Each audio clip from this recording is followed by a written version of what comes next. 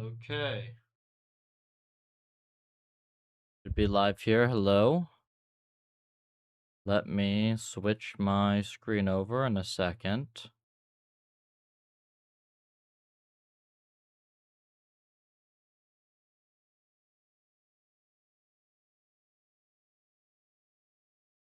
I just have to set the title first, or the Twitch category.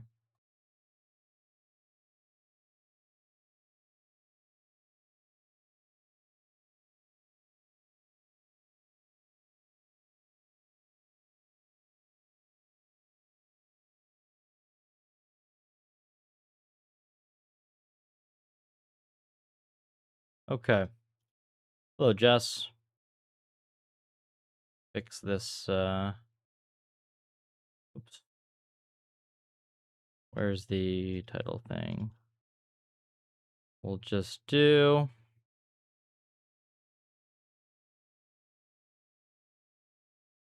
I don't know.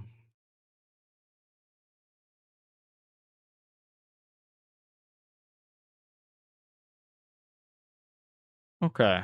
Let me explain where we're at. We have Puffer under 10k lines. That result is like correct, good, everything works. Nothing's broken. Over the weekend, I kind of just gave Codex a thing, and it came up with what looked like a really good result. But then after going through the math for like well over 2 hours, it completely cheated.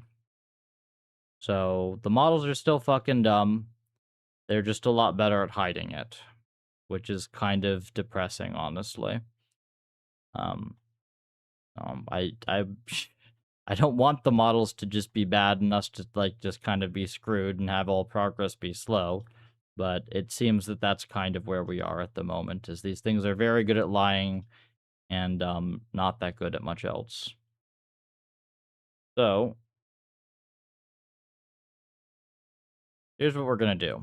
I'm waiting for this stupid thing here. I'm not gonna just sit here waiting all day. I was working no algo improvement. It's still in the works, Jess. There's still probably like I think we can still get it to work cleanly. The approach had some substantial hacks in it though. I'll explain what it is once I have any idea of whether or not this thing actually works. In the meantime, I started working on this silly little thing, and this was just sort of like me writing up my refactoring process into something that I think would be useful for contributors who want to get better at writing nicer code, but then also the lazy people who want to just stick it into an LLM. At least they will submit stuff that does not make my eyes bleed. So we will try that. I was just finishing writing this. I figured that we'll do this. We'll see if Codex has anything else. And if not, we'll just kind of like move on and maybe I'll help Finn with NetHack. Maybe I'll try some self-play stuff. We will see. So,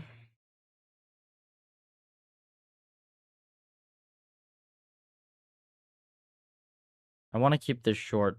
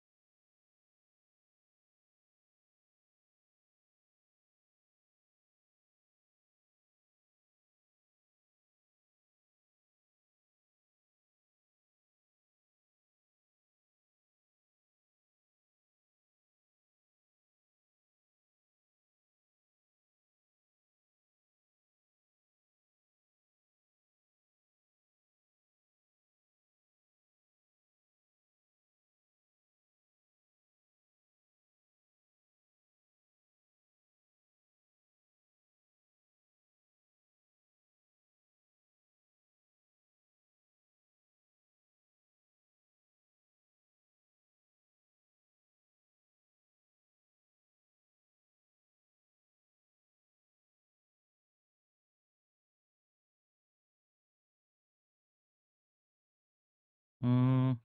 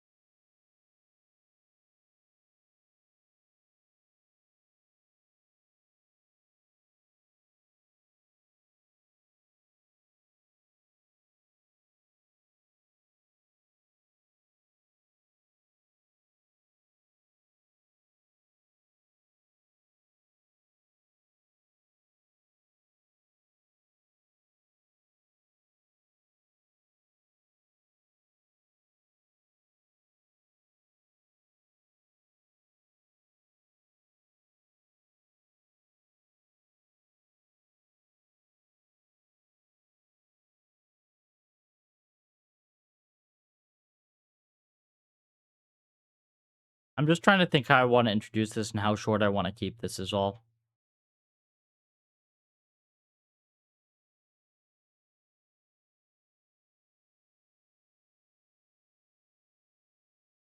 And how much of this needs to be in this file.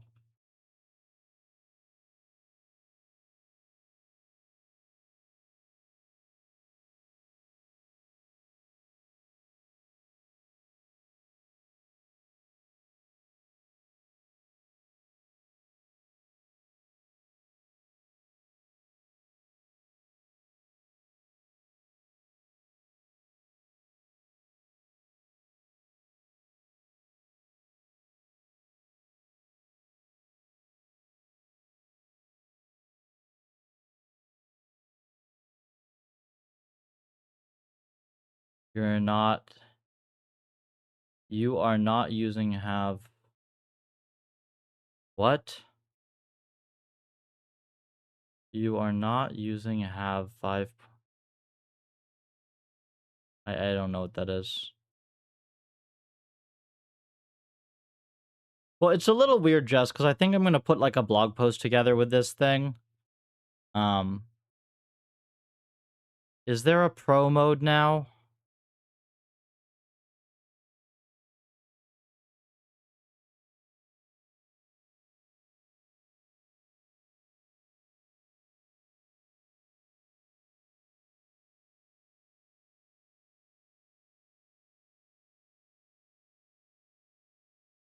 I think...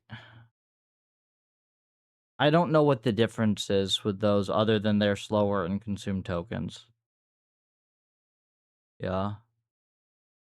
I mean, this is already unbearably slow to the point that if I were just watching this in a loop, I'd just be like, no, I need a new job. Like, this is just a side project thing.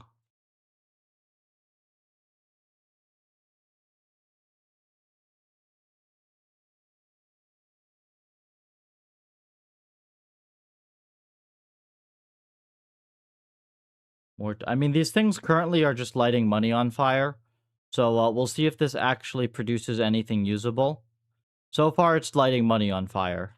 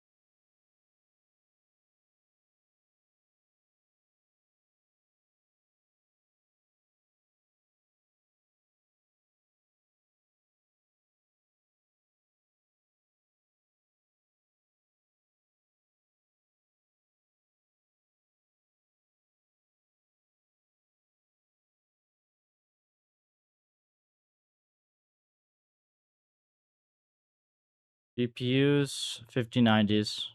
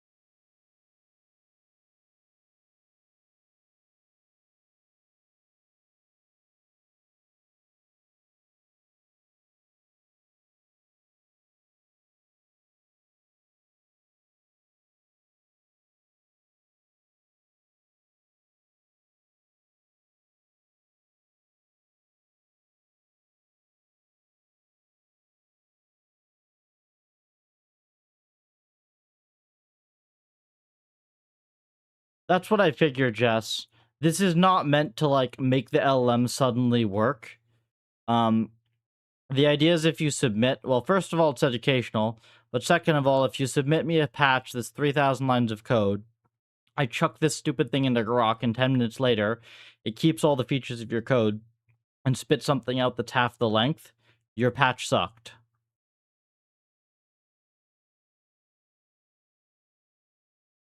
Actually, I can just write that.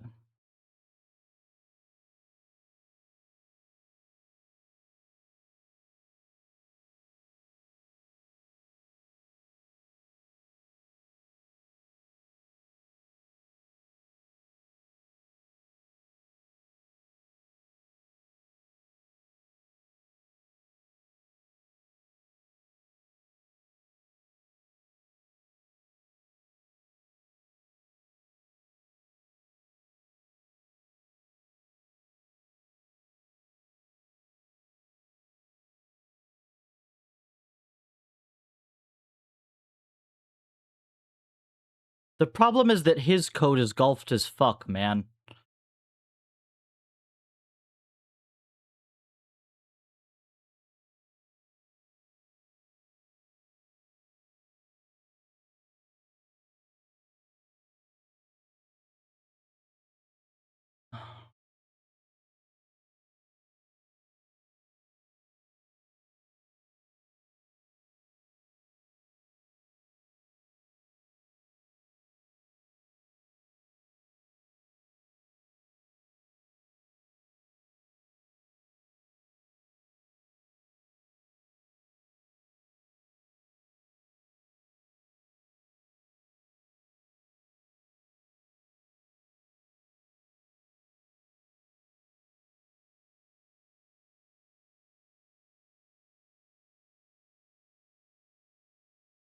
Okay, maybe just power cycle. That's weird. That's not great at all.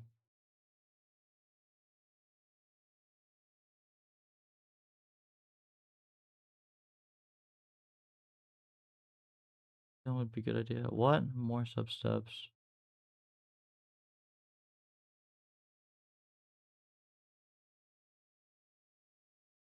Yes, but I don't know enough about that problem specifically to know whether your base simulator is reasonable or whether you're going to make those, like, the fidelity accuracy trade-offs in the right spot.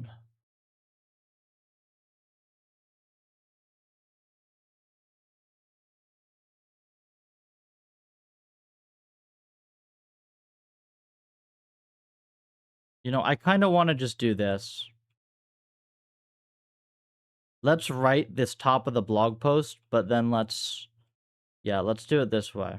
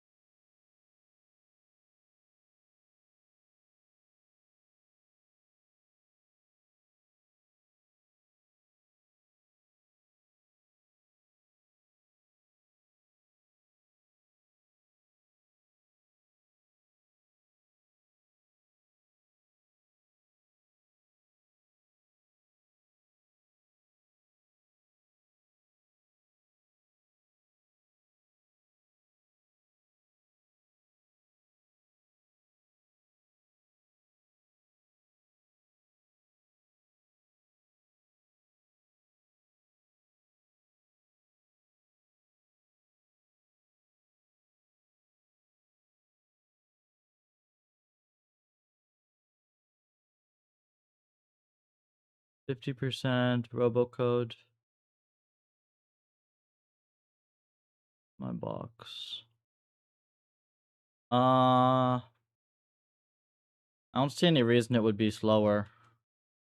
You have things optimized.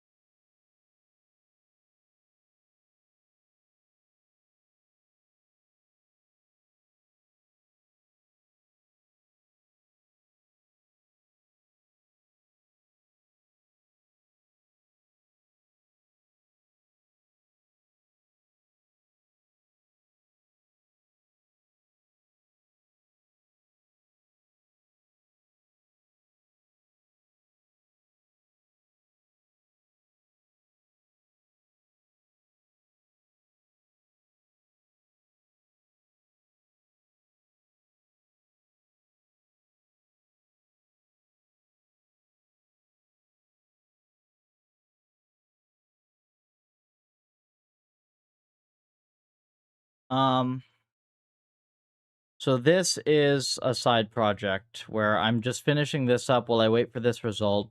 We're gonna see if this does anything, and then we will do something else. I'll explain what this is if it works.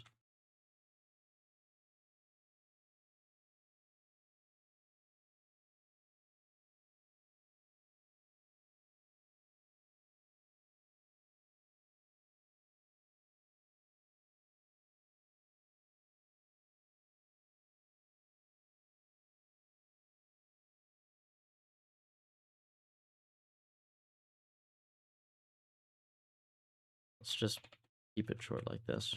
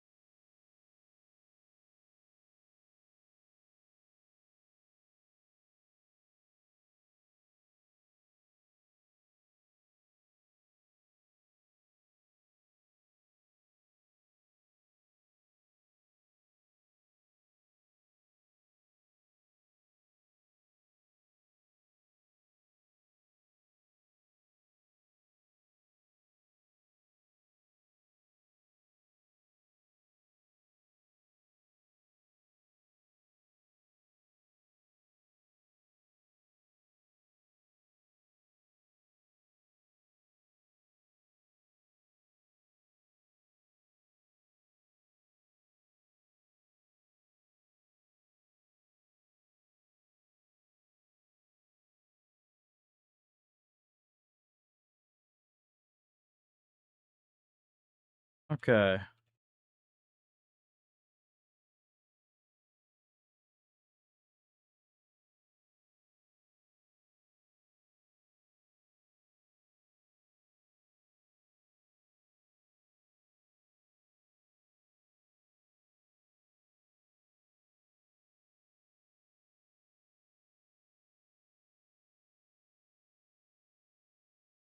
I think that's a good preamble.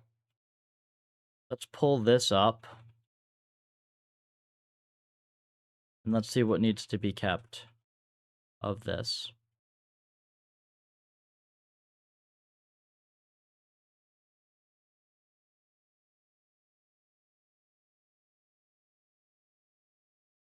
What's up, Jess?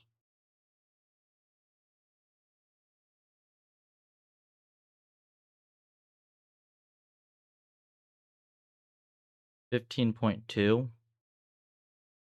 That seems weird. I also don't know what the heck card would have 15 gigs of VRAM. Hmm?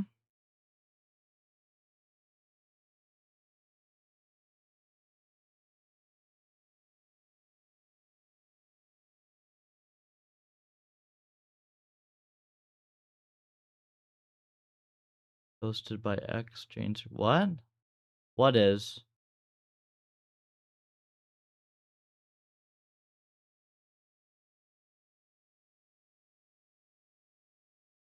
Okay, so we just have to figure out what we're missing from here.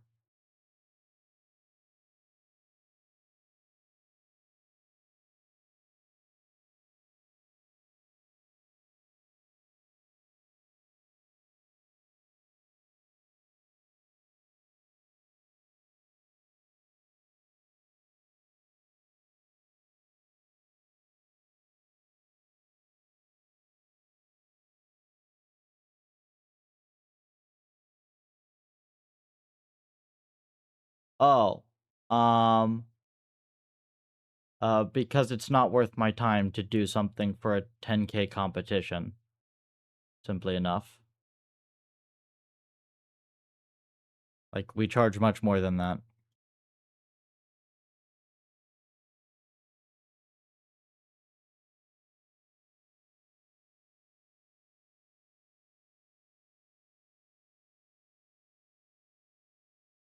I'm very happy if contributors want to go ahead and give that a crack, go ahead.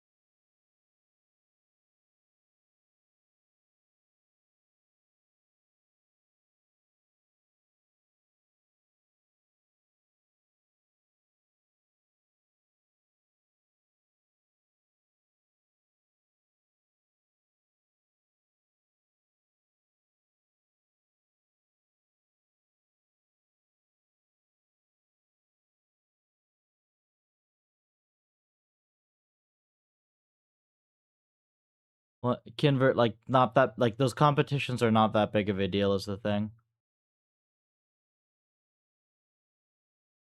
It's better SPS than you can definitely get better SPS than Jax. Jax is like not even close. That's a separate thing, Jess.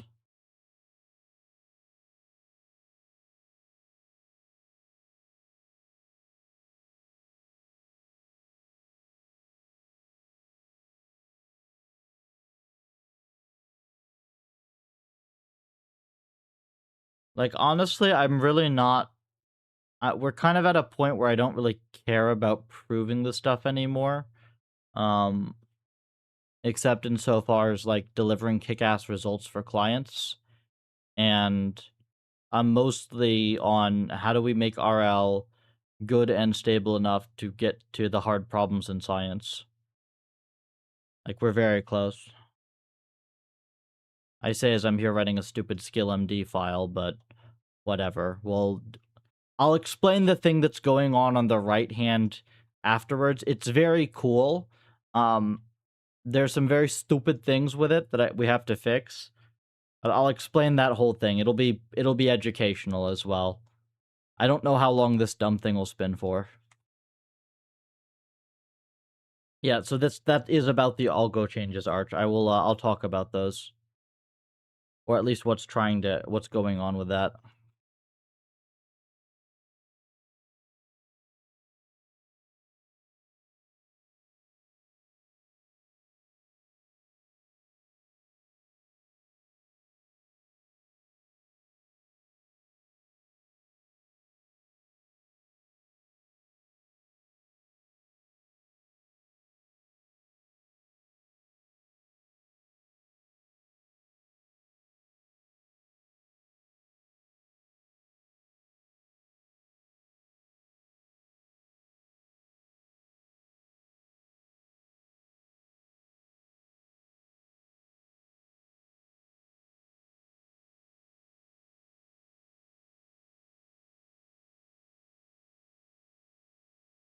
Yeah, I've seen that.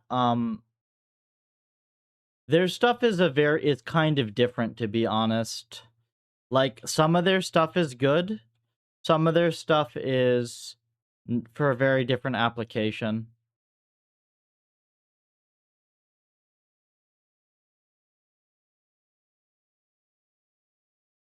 Conditional action trees. Still ongoing. Finn was away for a good chunk of last week.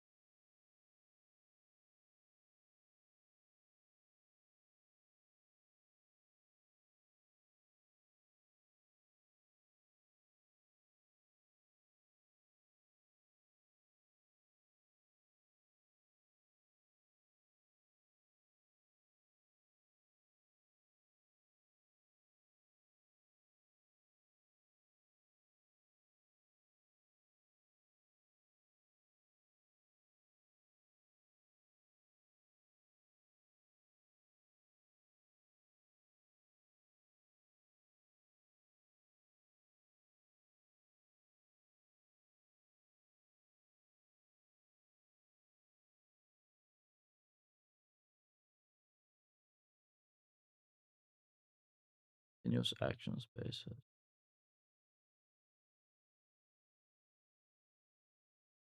I don't think...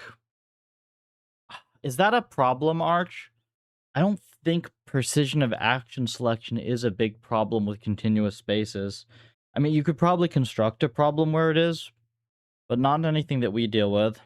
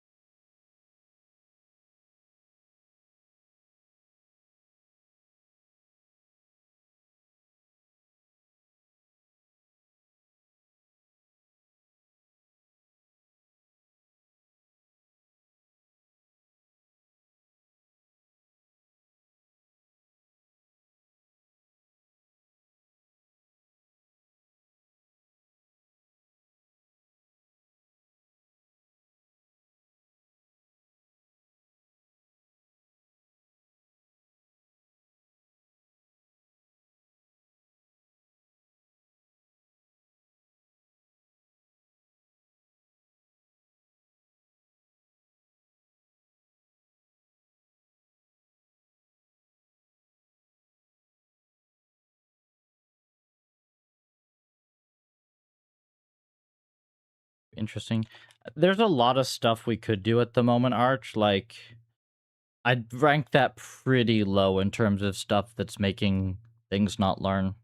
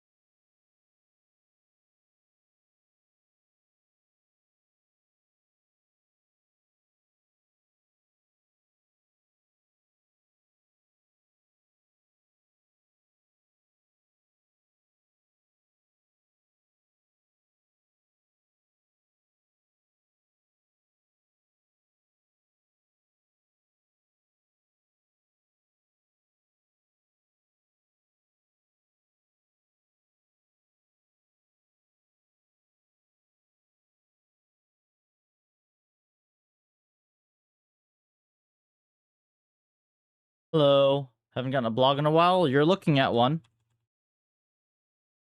Combination of blog and other thing.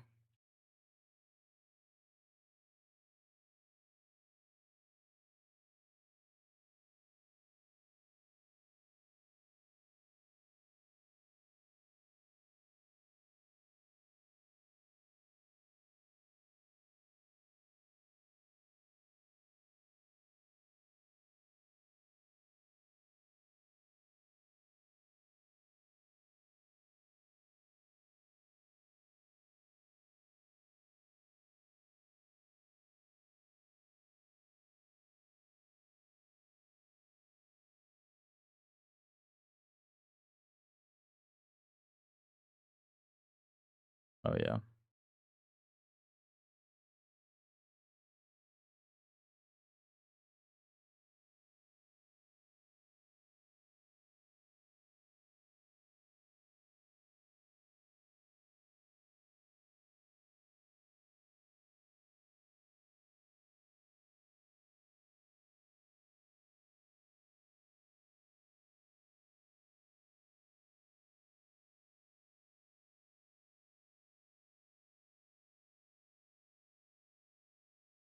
Yeah, I think we almost have everything incorporated.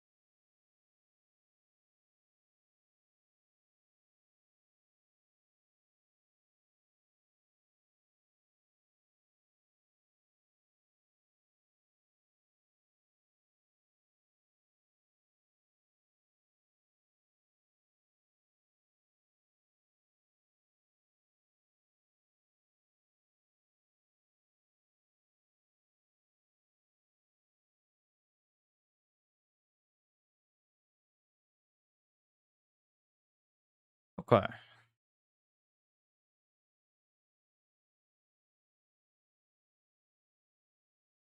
Let's leave this to the user.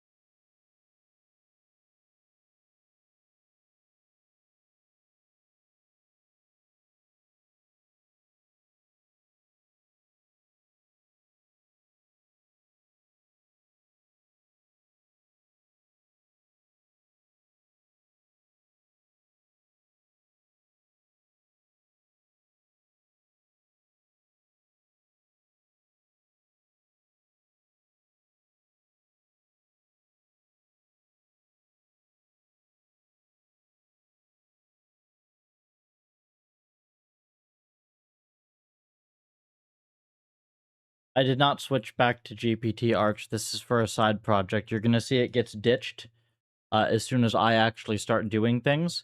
Because look, this thing's been spinning for an hour. More, actually.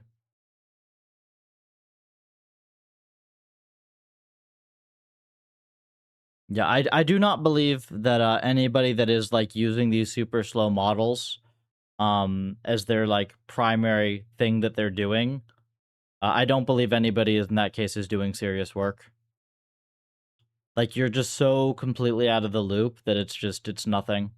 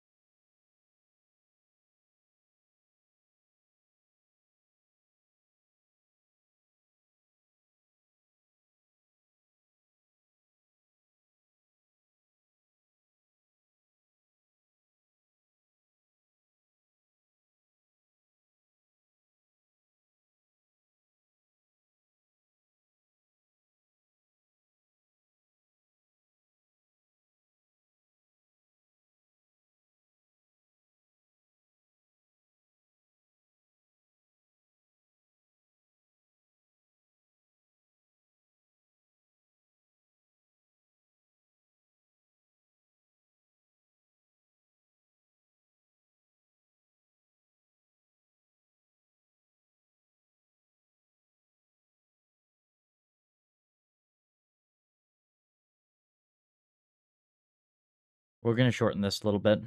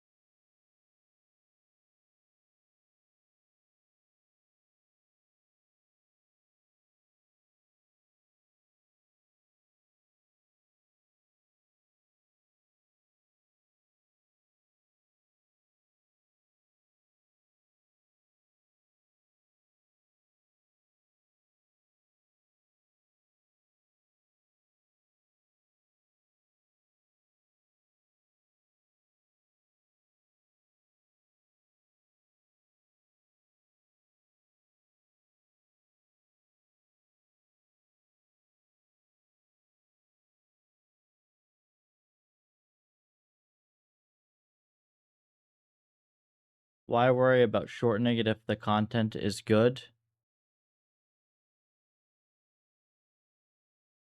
This to me should be something that is tight. I think that this should be tight for the same reason that the code should be tight. This is not prose.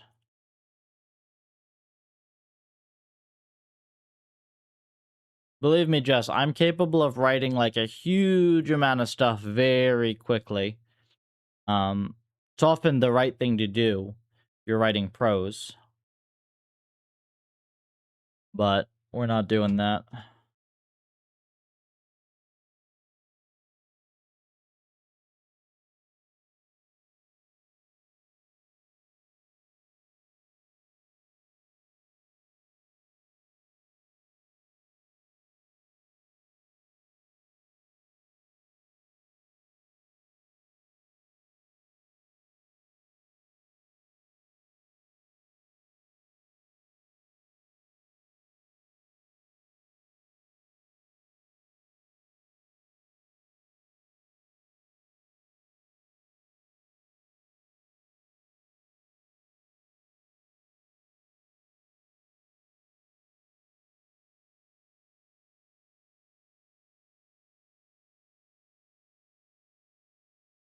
Yeah, this is now redundant.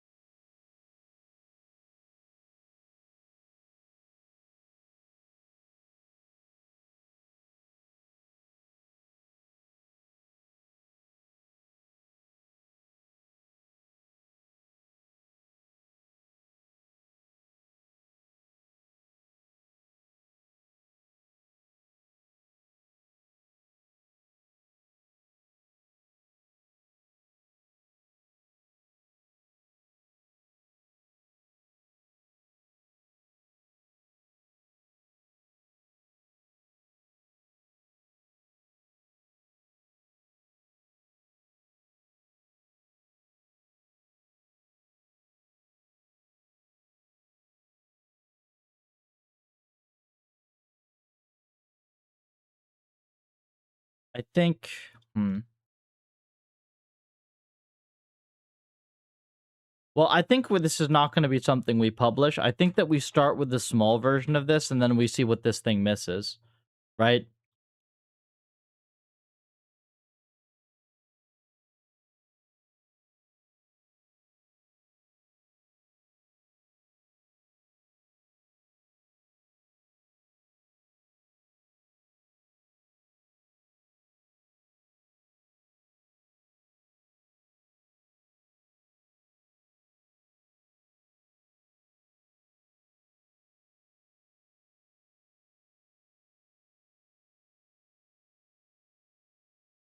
Yeah, Arch, this is just the MD thingy.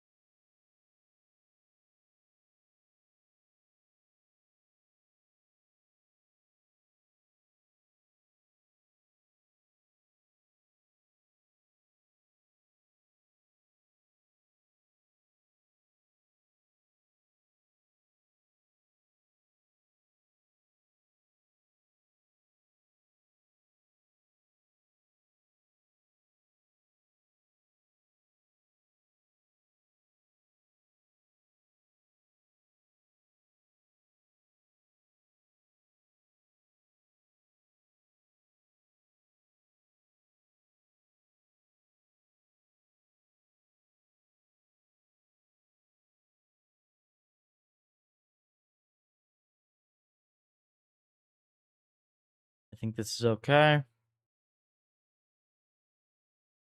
Reallocate.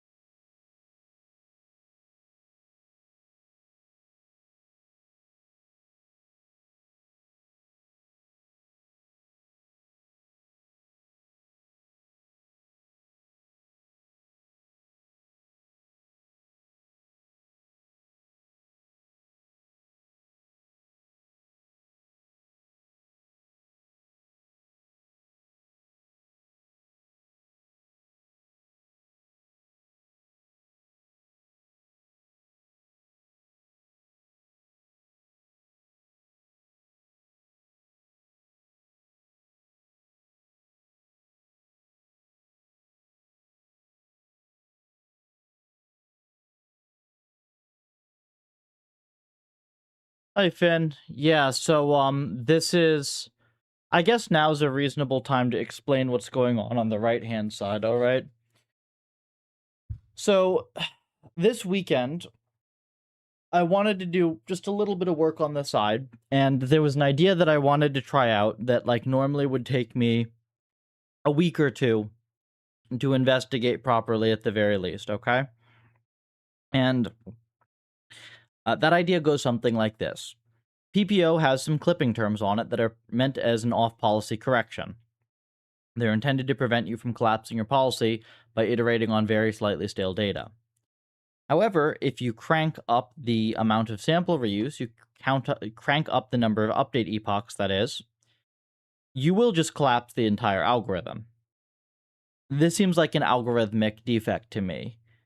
If we're going to have clipping terms to prevent us from using data that is too stale, then we should be able to crank up the number of batches as much as we want. And when updates are too stale, the algorithm should just be able to zero those. That was the idea. And this is important because, first of all, it takes a hyperparameter that's the replay ratio, and it makes it stable. So if you increase it, you'll never break anything. Um, it's an important invariance where I think that not having this could hide other numerical problems with the algorithm. This is sort of correlated with a lot of other things that the algorithm does as well and how it works. And also with the introduction of asynchronous training, we need a little bit more control than we previously did over data staleness. And this is a very good way to get that. Okay? So pretty much what I did was this weekend, since again, this was not a project that I would normally invest time into at this stage, not in Puffer 5, but I said, okay, whatever. I'll just take 20 minutes to write down a precise set of experiments to run, and I'll just hand it to Codex and see what happens. Okay, and I did something like this. I essentially wrote down what I just told you all, and then I said, look, we know that there are existing clipping terms in several places. We even have important sampling in our version of Pufferlib. So we should sort of already be correcting for very stale updates. So start cranking up the replay ratio and see where stuff breaks, and add some logging in to see exactly where it is that we are destabilizing our policy, if it's in one place or multiple places, and report back on results. Here's the breakout environment. It's already very nicely tuned. There's a sweep utility that's very fast. Individual runs take less than 2 seconds. Okay, so I put this thing together, and this thing spun for like an hour and a half while I did other things. It was a Saturday. And it came back and said, hey, it looks like the muon orthogonalization is messing you up, and also possibly the momentum. And I go, oh crap, yeah, that optimizer totally was not designed for this setting, right? It wasn't designed for increasingly stale updates over time. That totally messes with momentum. Muon makes it even worse with orthogonalization. So I said, cool. Here's an idea, right? Go investigate the current clipping terms and the important sampling. Thread that correction through the optimizer update as well as through the momentum update, and see if you can get this thing to be stable at arbitrarily high RR. So if you go to 1,000, it's not expected to make training any better, but it should not collapse anything. And then the thing spun and spun, and it produced a whole bunch of changes that looked pretty reasonable. And I had it write up a LaTeX document. Let me see if I can find it. Yeah, I had it write up this whole document, and it took me like a couple hours to go through all the math, and it completely cheated. It actually has some stuff that's reasonable, that's actually, pretty difficult to it's pretty reasonable, and took me a while to see exactly how it did it, and it was actually very good. But then it also did some stuff that was just completely stupid. And the biggest one of those was essentially just through a big exponential decay over mini batches. So, like, yeah, obviously, if you just run it for more mini batches, it's basically just running 0 updates for no reason. So this is why I was annoyed this morning saying, yeah, good job, OpenAI. You've gotten there's these models are definitely superhuman at lying. Because that's an error that I like. In my mind, that's an error that you'd have to be very, very stupid to make, because this is not like a technical or mathematical error. This is just like, oh, let's solve the problem in a way that obviously doesn't remotely matter and is completely against the point of the test, right? So there you go.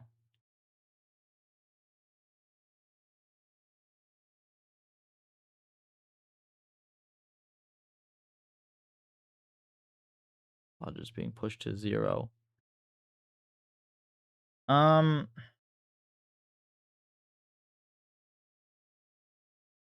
I don't know if that's the orthogonalization, Finn. I think that's just the update in general will push logits to 0, right? Like, it'll push actions that don't seem to be useful to 0, and the only thing fighting against it is the entropy bonus.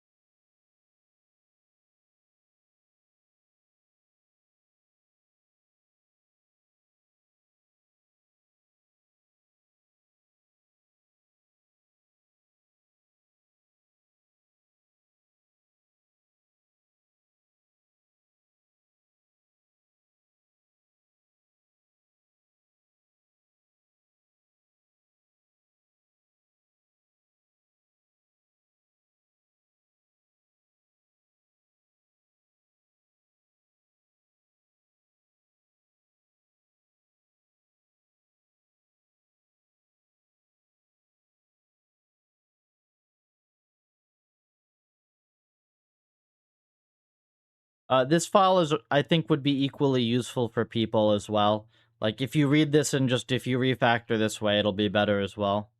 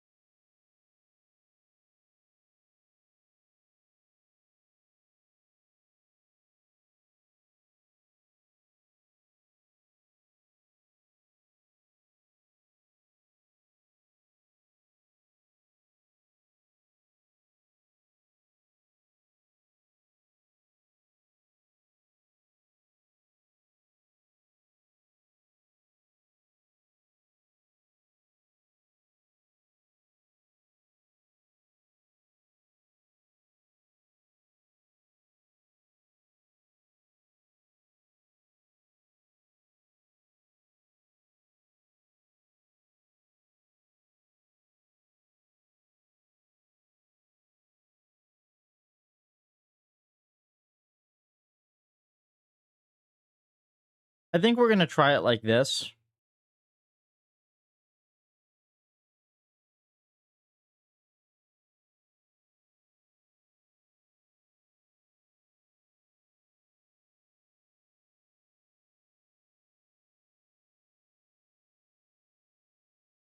I think, yeah.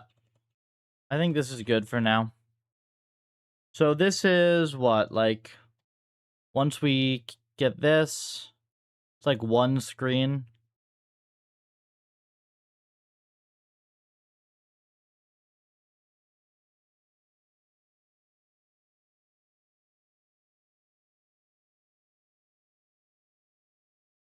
So this is what we're gonna do. I'm gonna take this. I'm gonna copy this current version into a blog post because, whoops,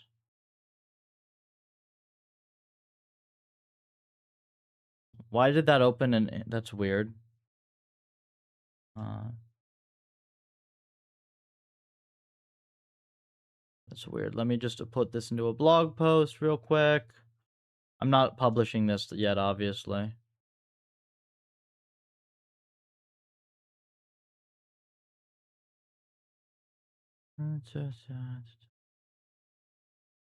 Why they keep changing the UI, man? It's really annoying to me.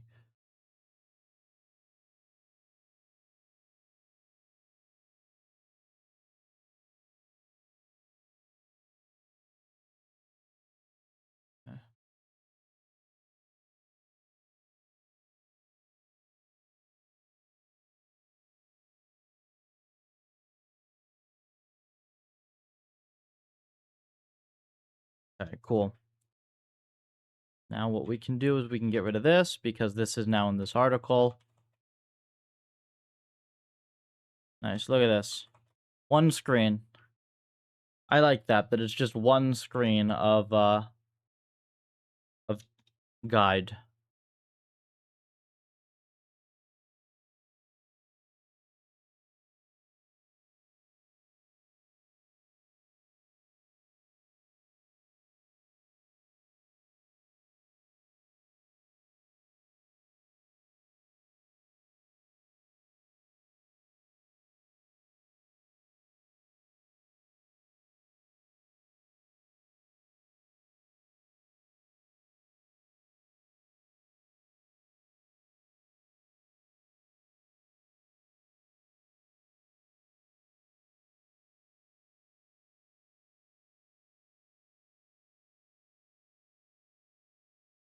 I mean, obviously, I just mean at my default font size. It's 44 lines.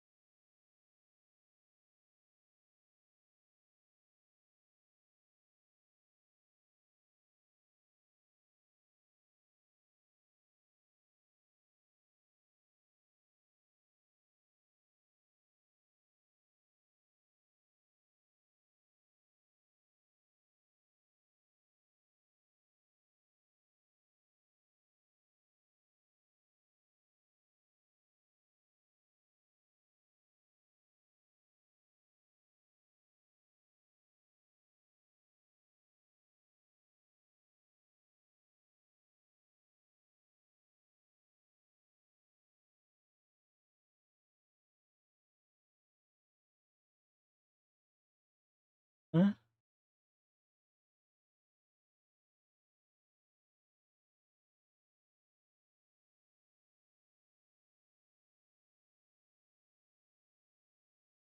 That's a good name.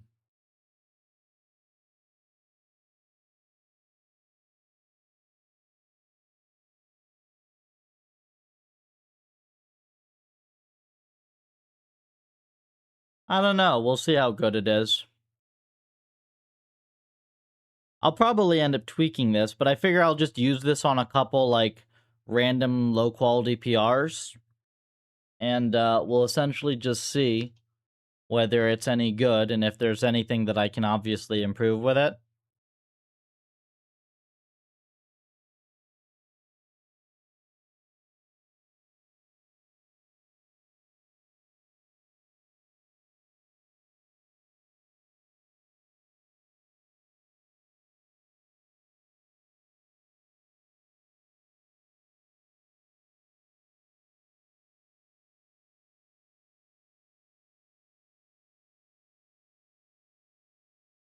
I think that it's going to need...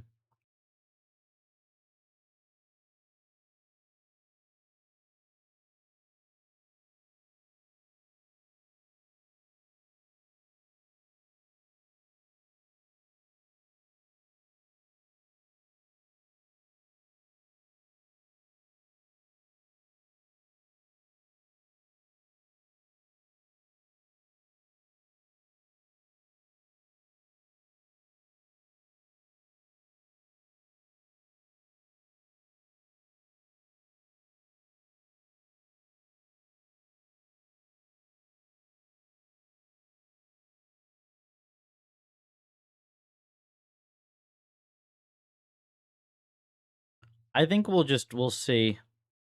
We'll see what it does for this, and we'll see if it figures out to run tests or not. I think we're good with this. How the hell is this stupid thing still spinning? Like, I literally don't know what it's doing.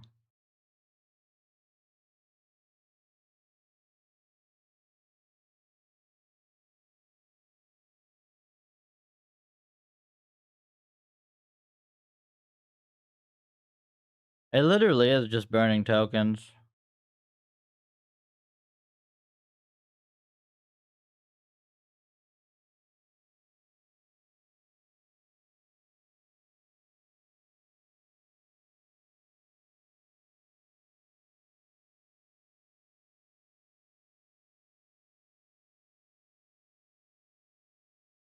Okay, I guess we're gonna go try, I guess we're gonna try...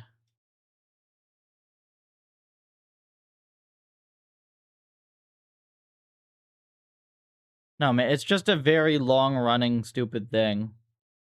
Like, if it comes up with something cool, if it doesn't, well, I guess we're no worse off than before.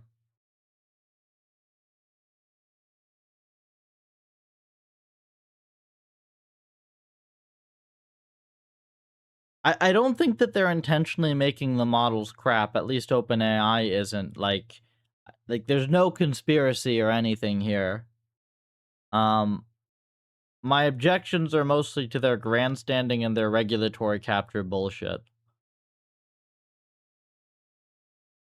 Algo stuff. So Jess, the algo stuff is aimed at stabilizing very off-pol updates, which will allow us to be more effective with async, not necessarily to use off-pol updates, but to make sure that they don't destabilize things. And this is the current, I think, ready for testing, like, dumb skill doc thing. I'm gonna point this at, like, a few low-quality PRs when I merge it or whatever. I'll try it with a couple different language models. And, I mean, I think this is mostly good for human use. We'll see whether it's good for LLM use. I mean, this is right here. This is the algorithm, right? It's you just literally inline everything. You get rid of stupid error checks. You look at, like, logic level stuff, like really deeply indented code typically. You look to invert conditionals, return early, you merge trivial checks. And then once you've done these basics, you can co-optimize a little bit. If you think about, like, oh, well, I split this function out that's used in two places here and here, but if I did instead split it out this other way, would it be shorter? Try it out. And then finally, just a bunch of syntax and style stuff at the bottom. Porting something, sure.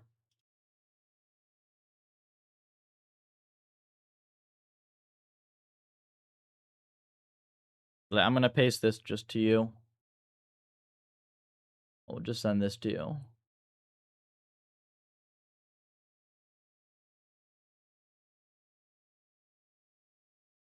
Here, let me put it in a code block.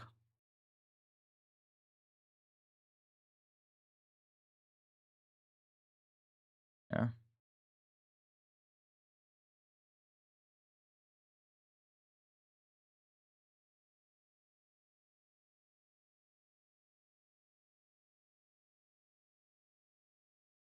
What does it take to understand RL and code it? It depends on what level you mean. Like, you can make a basic thing, probably... There's, like, maybe 5 papers you need to read to implement something basic. But the thing is, RL is not one of those fields where you implement the basic thing and it actually works well. Like, getting our core to where it is, to where it works super well, is much, much harder. For writing environments are actually easy. Like, simple environments are very easy to write now, I would say. It requires, like, first-year level systems knowledge. and a little bit of RL. It scales, though, very high. Like, very complex problems are very hard to solve. What do I use for coding? Not this thing. This thing is awful. This is a separate experiment I have. Once I actually go start doing something real, it'll probably be Brock and then, I mean, myself, hand coding things.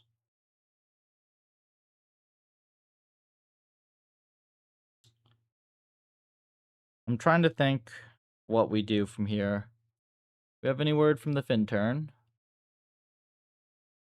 Probably asleep, right? No, he was here a while ago. Let's see if he's awake.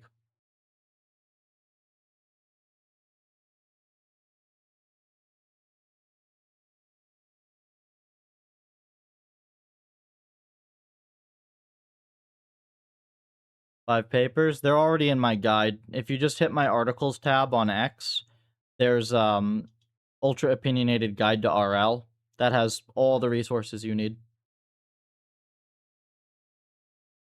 Some matrix inside an optimal controller. Tune some matrix inside. Typically, RL just writes the controller. Tuning like tuning specific params, that's more of a hyperparam sweep thing than it is RL. We have that as well. Progress on NetHack. I mean, Finn has bumped the score a bit higher, but I haven't touched it in the last few days. That's going to be quite soon.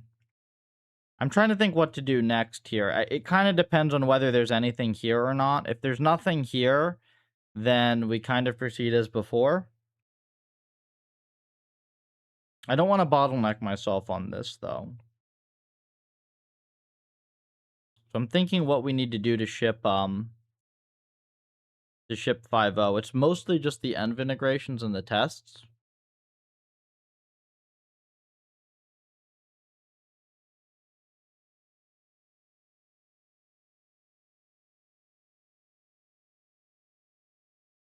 Mostly just the env integrations and the tests. Oh, there's Finn. Simplifying and resweeping to make dev faster. Yeah, definitely, Finn, if you just shoot over your, I don't know, if you're already on 5C as well, like, just the env PR and everything, you can just PR whatever you have as soon as you're set for the evening, because I'm going to want to probably soon-ish. I want to see if it just improves score out of the box with any of these things, frankly, because that would be a very, very strong validation, and I can run that pretty quickly. Whereas just whatever this thing does on Breakout is kind of eh.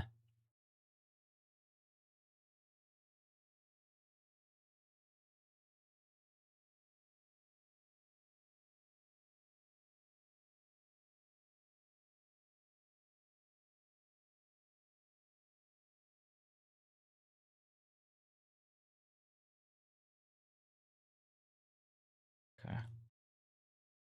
2048. 2048 is good for sure. And that's going to be the one that I'm going to use, like, separately. I will use 2048.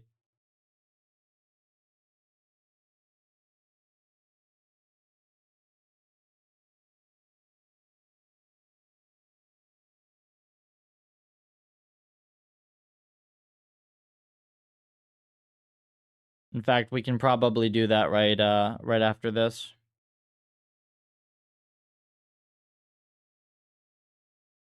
Oh yeah, let me just take a quick look.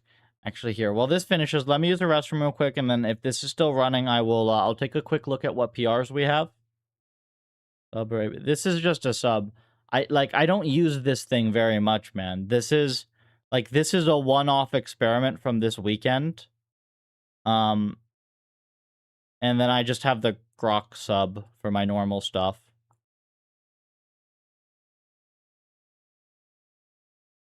Like this here, this is not how I actually do any of my engineering. Like, I never just let a thing spin on an engineering problem for an hour because it makes a mess of the code. The thing that this is for, this is experimenting with some algorithmic changes.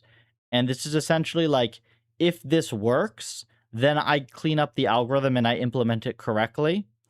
and like I set aside a bunch of time to fix all the code because like this is not going to produce usable code, right? This might produce a positive algorithmic result though, and run some decent ablations. That's the question. No, 1.5x like faster is not. This is not remotely acceptable for this thing to spin for an hour and a half. Like typically when I'm making edits to stuff with Grok, like it spins for 30 seconds to a few minutes, even for relatively big edits. I'll be right back. Let me use the restroom and grab a drink real quick.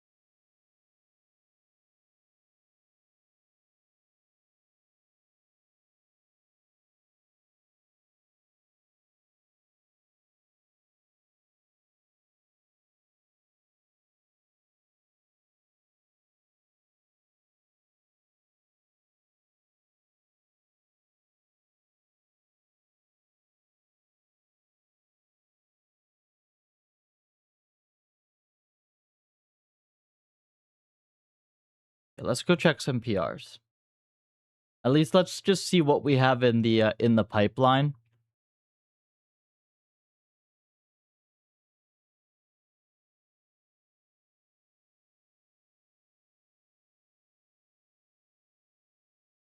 I didn't merge this? Oh, I did. I pulled it onto 5C.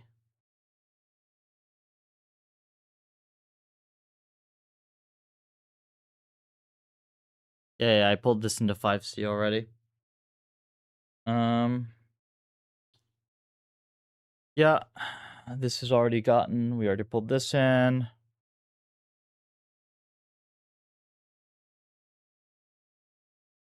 A few M's to merge. Self-play tonight, or will self-play be another day? It depends, Jess. It was going to be today if this thing worked. I think it makes a little bit of sense for me to take a bit longer before I switch fully. I do need to do self-play stuff, though. That is the currently active thing.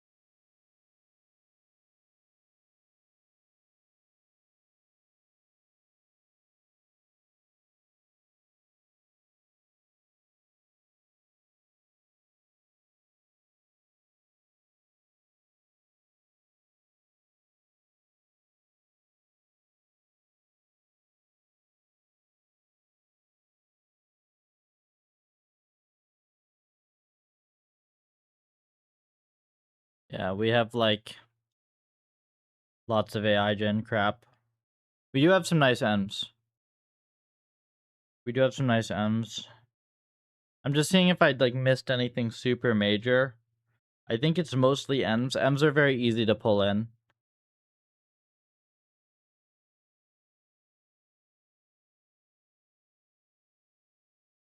Like this one as well.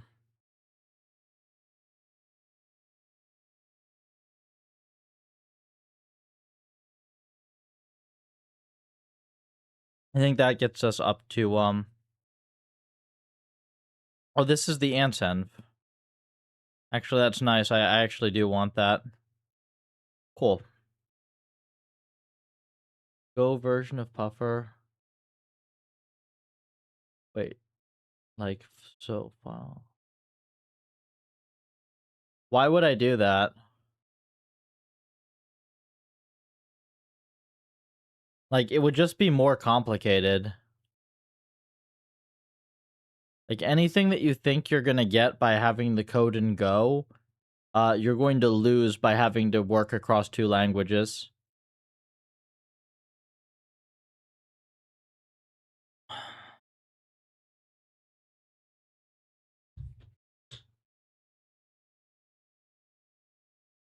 I also, for reference, I do really like C as a language. I think C is a very, like, C is a super solid language, and there's not really stuff that I want from other languages that I feel like I'm missing.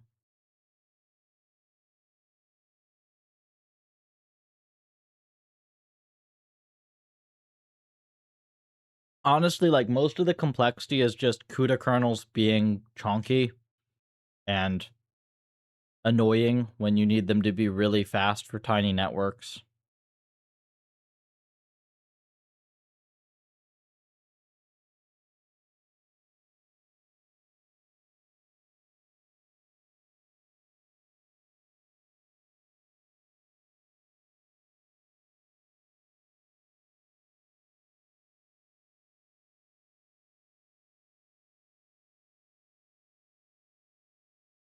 Let me think if there's an obvious thing for this. So,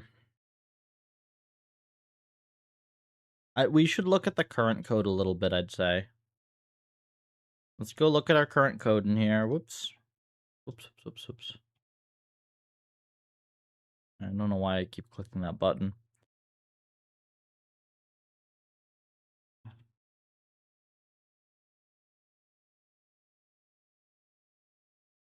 All right, so source. It still makes me happy seeing this.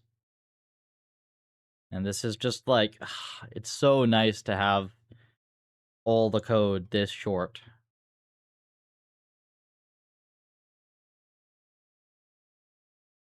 Okay, here's train impl. So what are we doing at the moment?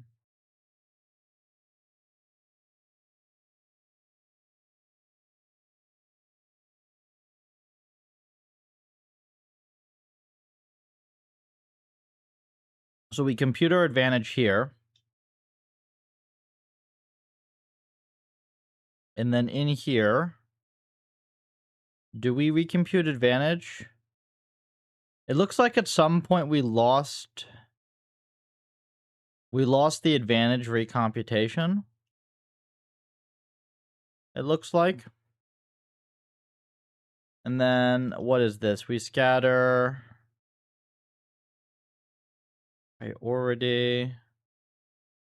Oh, value and update value and advantage estimates.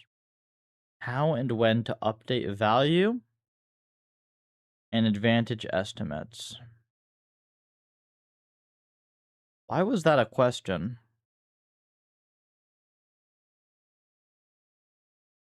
Advantage is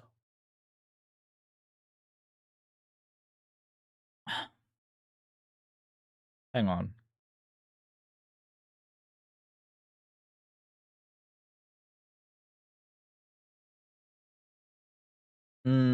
Okay, we need to think about this. So the advantage function.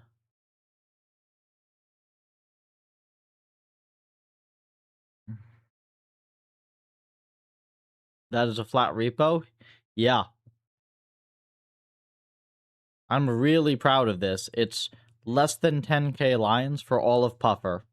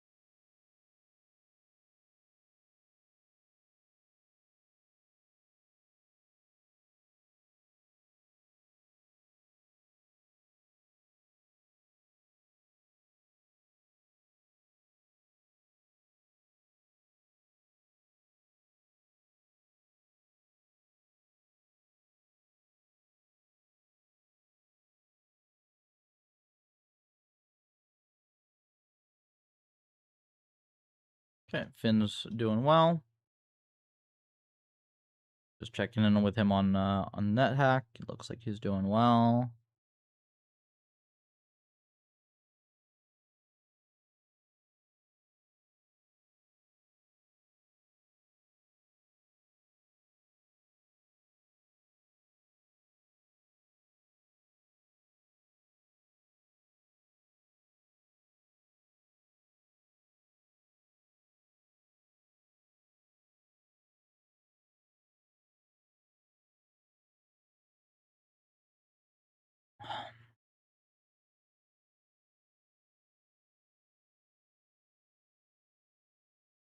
So the value function tracks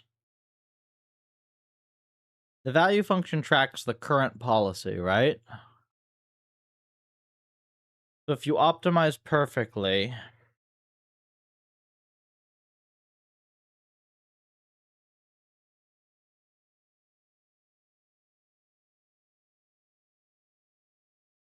the value function will learn exactly what the previous policy did. So the value function is also one epoch stale, right? Let's go through this.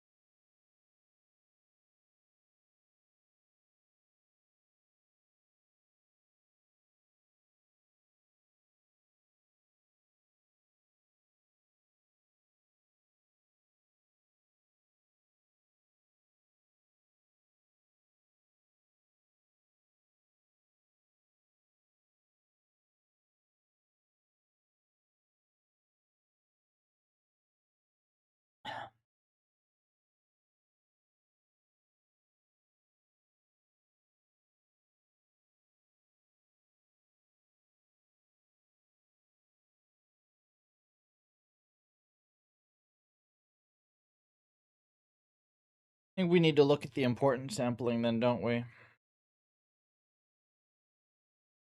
To look at the importance sampling.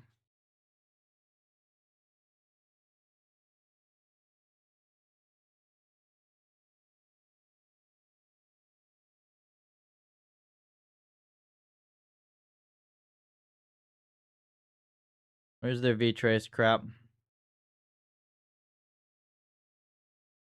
Huh? Here it is.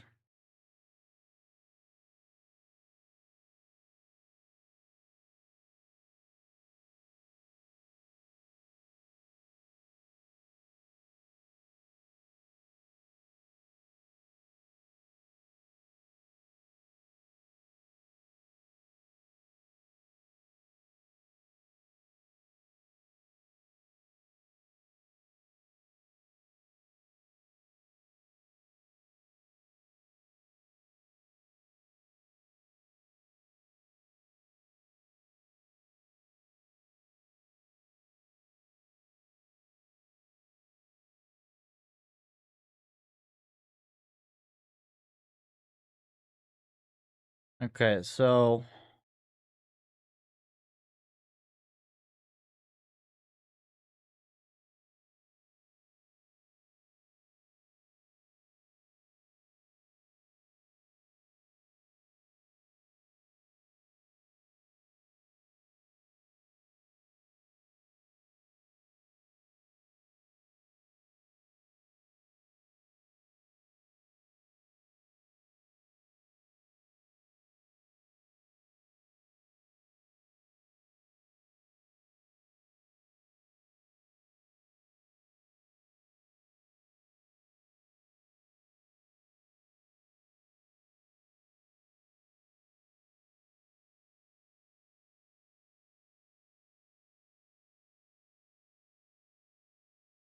wait, min of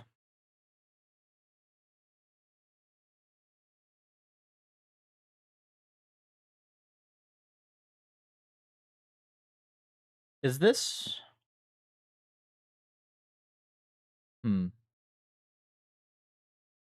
Truncated important sampling weights.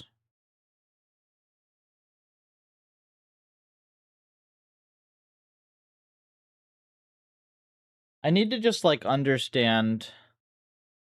I think I just need to understand the importance sampling better.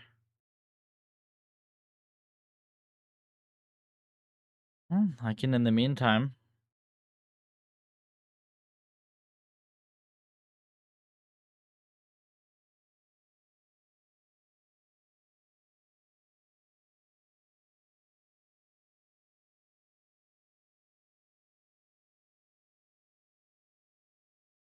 I think this chunk I understand, but I'm using this as a preamble.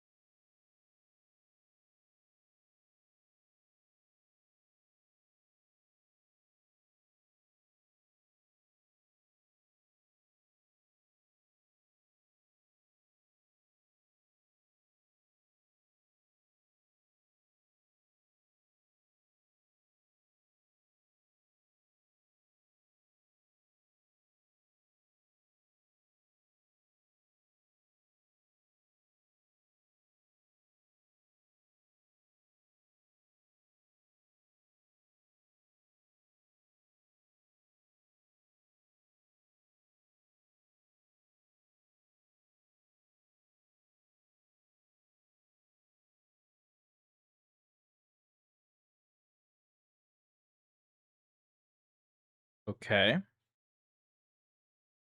Hey, let's see.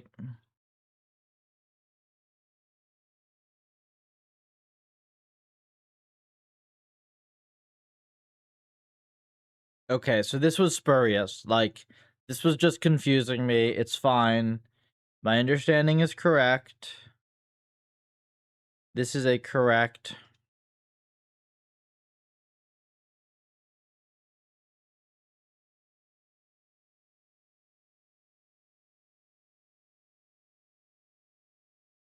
I didn't see this in V-Trace. There are a couple other things. Joseph, check my code. Yeah.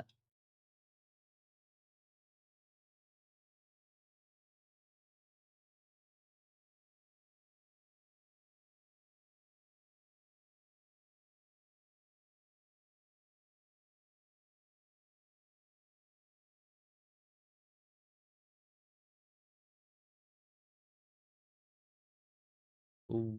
Oh, okay. He made the PR anyways, which is good. The only thing I really care about with dirty PRs like this is this. I'll go... Yeah, so this is the only thing I care about.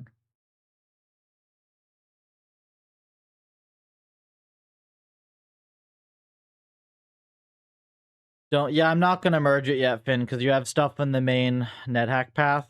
This. Uh, honestly, like... Okay, I understand that during dev, there's stuff that, like, it's tough to not have in PuffRL. Ideally, we're gonna get stuff just to be in NetHack, we will see.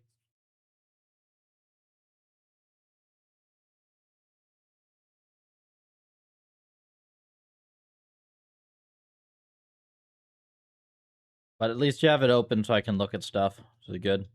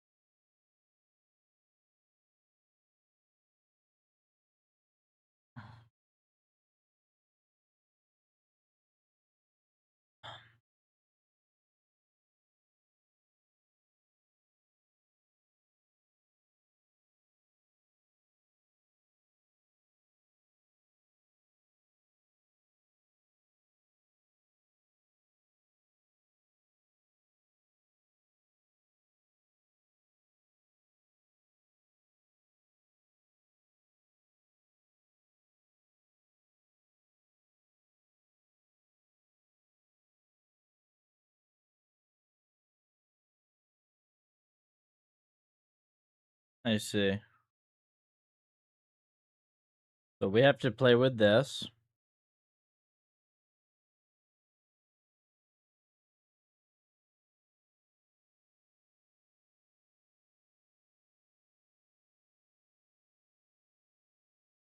Hey, Liberty.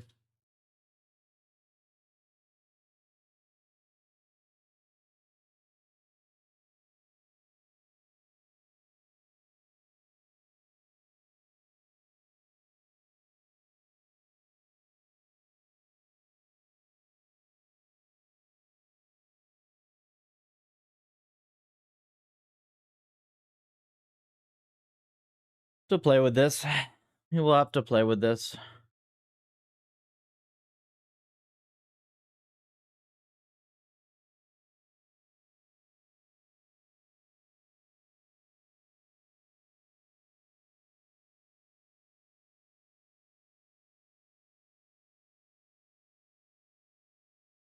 Apparently this almost done. So that'll be perfect timing. So I think that we haven't missed anything. We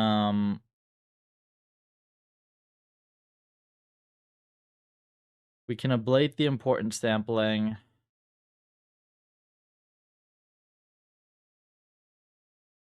Advantage recalc.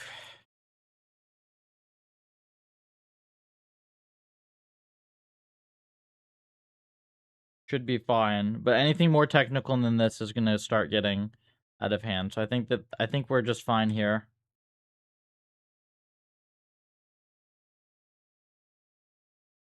Replay.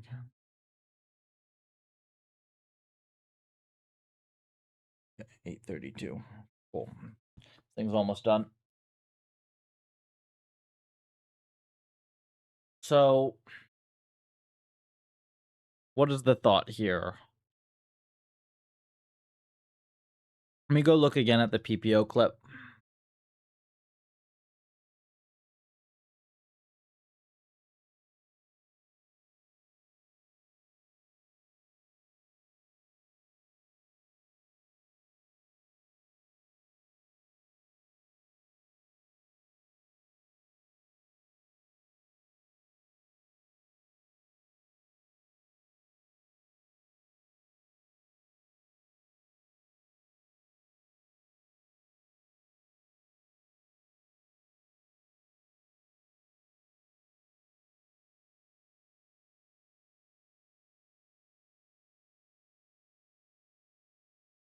Yeah.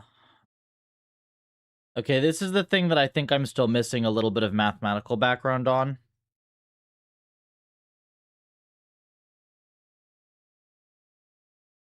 At least I had this at one point.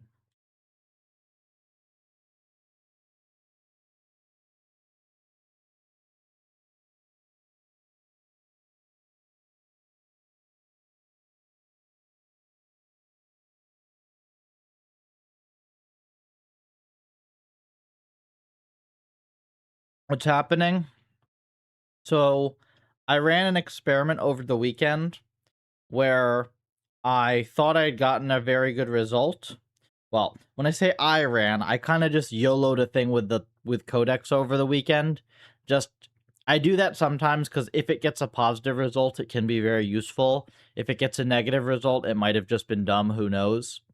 But I thought I got a very positive result. I spent like 2 hours checking the math, and it completely just cheated. But there were still some really good findings. And there were some things that I could work with. So we're seeing if we get anything out of it. The goal would be to massively stabilize off-pol updates, which would be very, very helpful now that we have async. But we still have to see.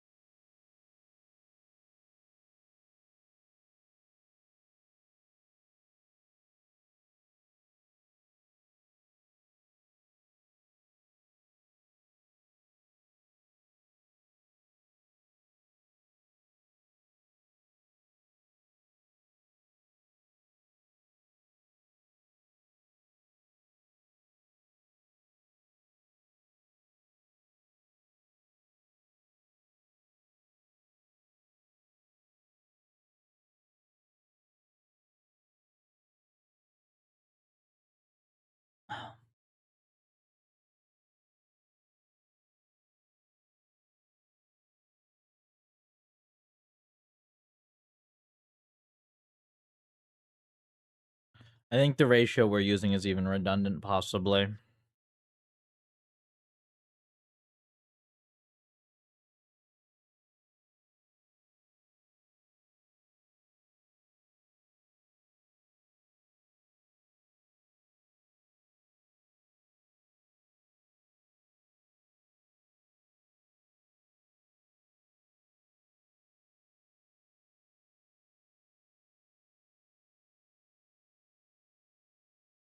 Okay, so that is sort of weird.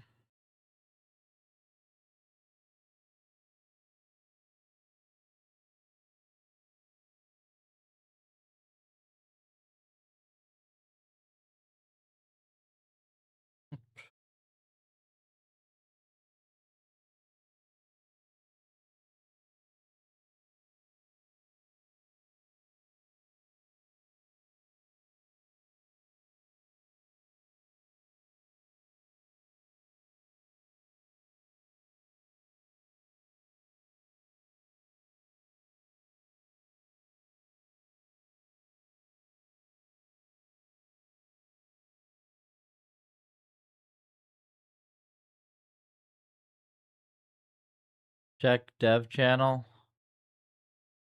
Hang on. Oh, cool. Very cool.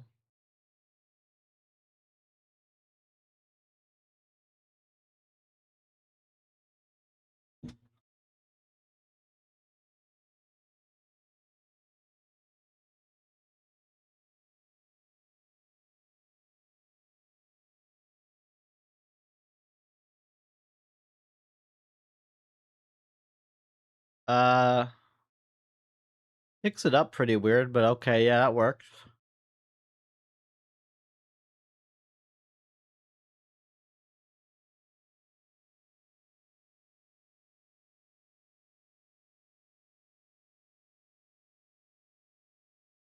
Okay. Gardener's outside. Like, I was just like, oh, suddenly somebody's in my window.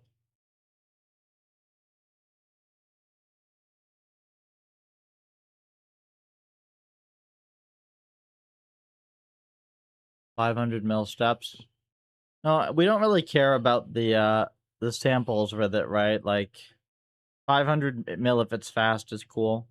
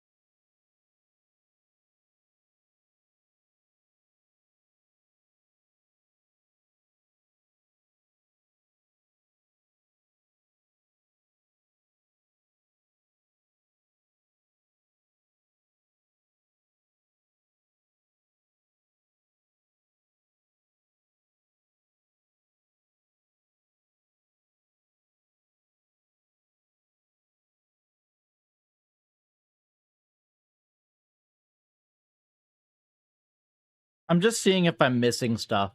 So sometimes I do this type of stuff and it's mostly just sanity checking. Like, see if I'm missing something. It's not fast. 1,000 substeps per salsa. Eesh. Yeah, it's a lot.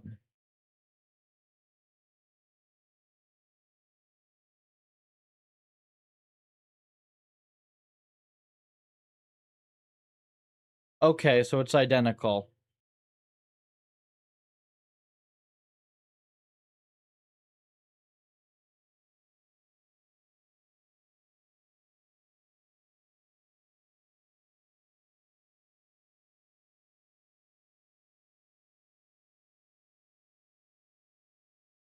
I see.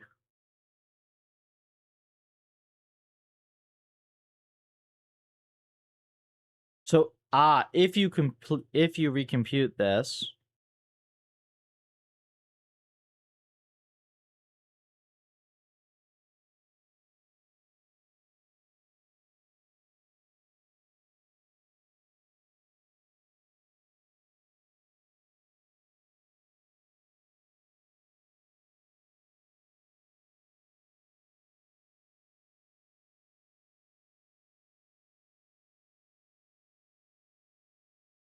Isn't it free though? Isn't it literally free? Hang on, I think it's literally free.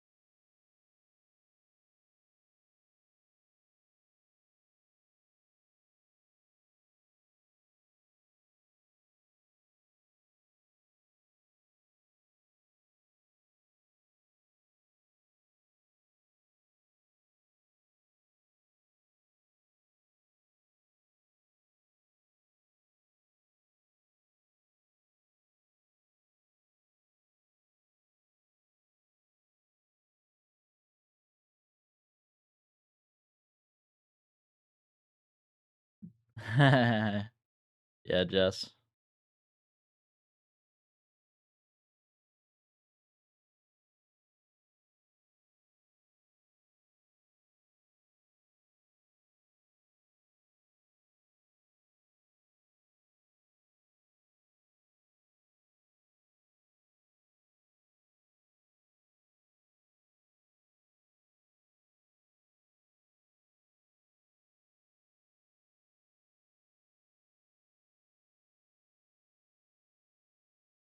Oh, okay.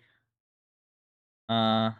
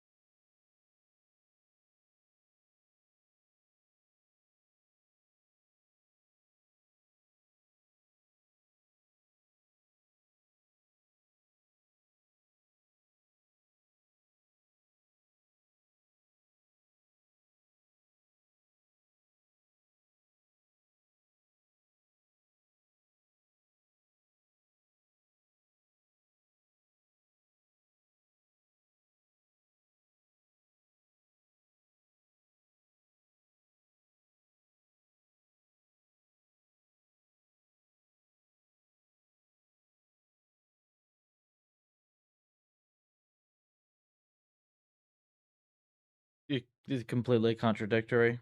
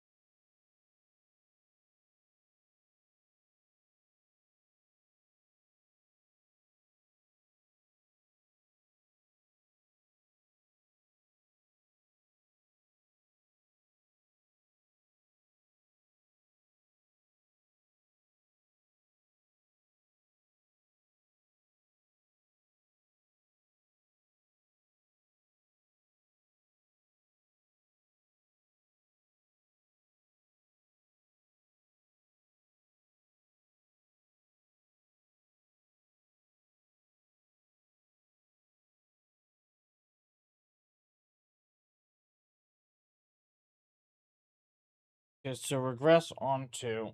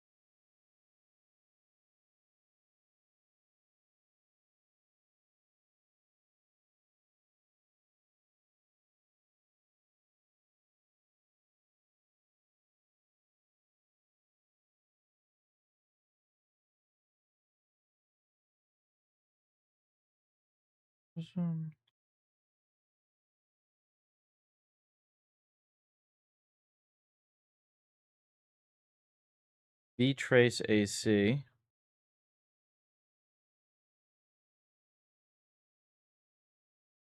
Weak or no PPO clip.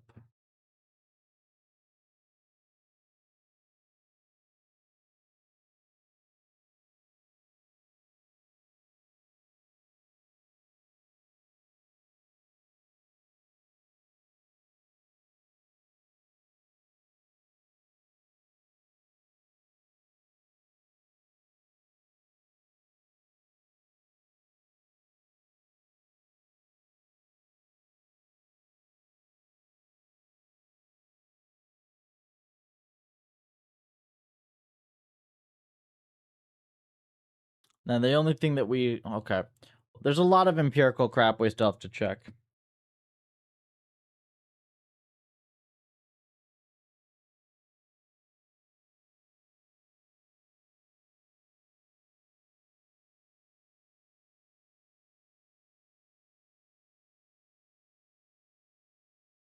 Ugh. That crashes completely.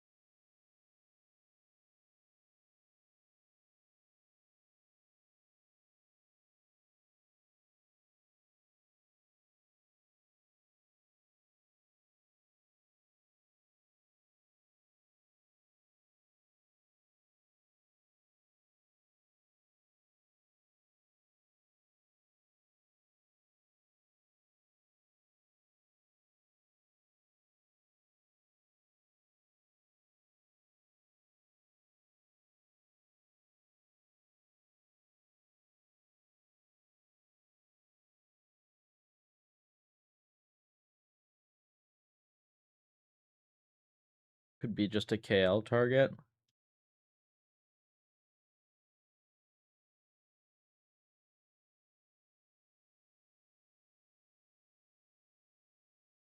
And math problems.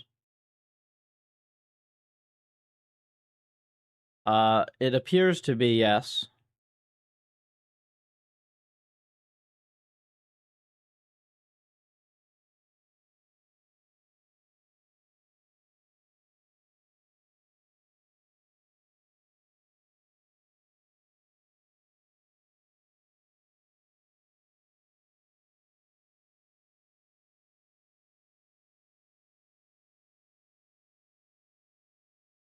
My read on it currently is that, like, a lot of math is hard in sort of the way that chess is hard.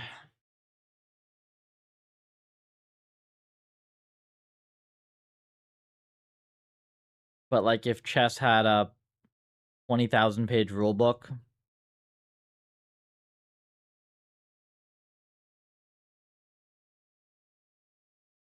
it's a bad analogy, I suppose, but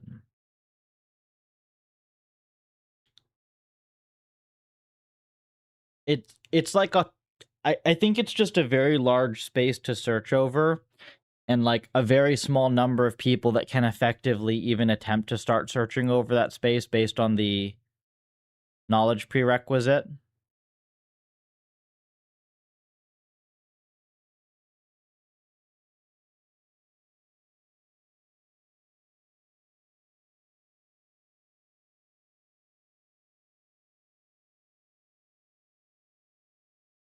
And speak to whether the chess problem. Well, so Jess, like, so everybody who is playing chess, like, you can teach somebody the rules very quickly, and then they can start like looking ahead at moves, and they can like run the search process in their head manually, given enough time. It's a really big space, so they'll be bad at pruning it, but at least they can run it a little bit, right? Um, whereas with higher math, the prerequisite to be able to even like do anything in the search space is very high, such that there are very few people who can actually contribute at that level. and the search space is still very large. That's sort of my read on it at the moment.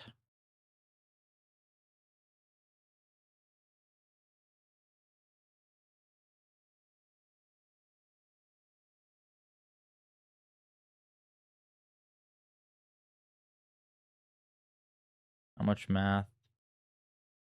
My work is not particularly math heavy. It does come up at now and again. Um, my work is probably like 80% engineering heavy, 15% math, or no, not 15% math, 5% math, like 15% basic science.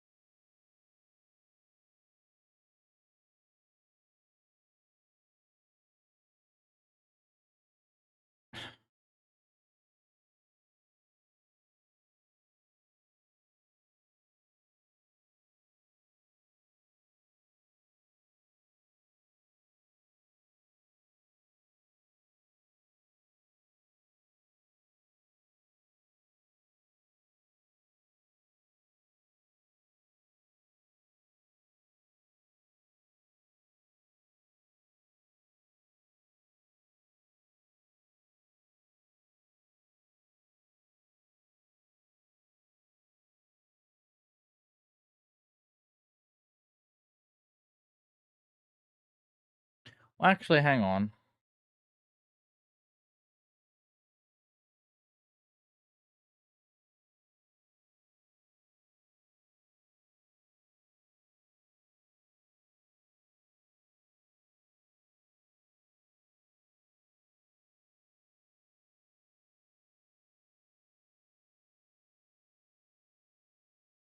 That's a bad question. Because, hang on, why is that a bad question?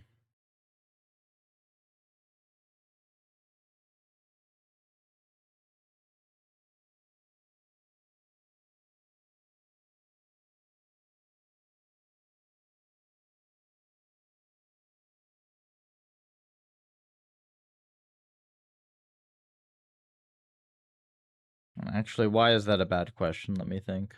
This is a bad question.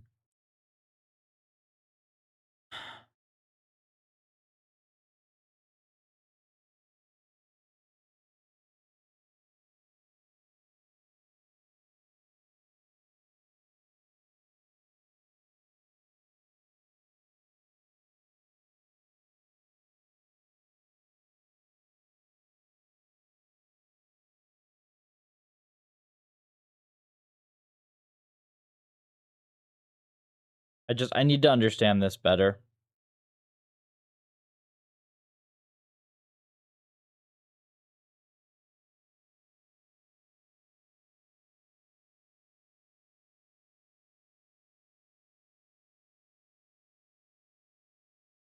So PPO says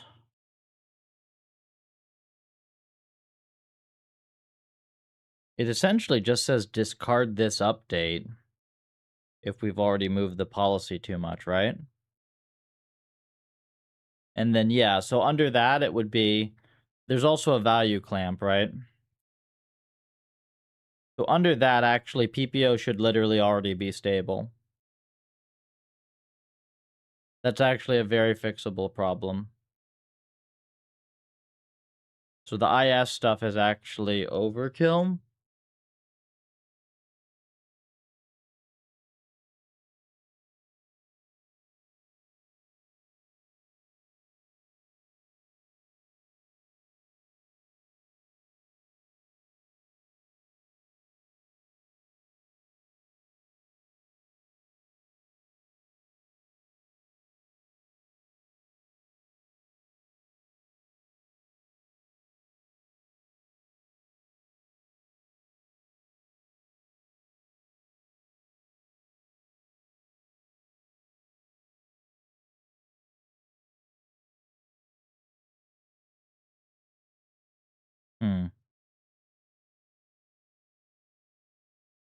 This seems sketchy to me.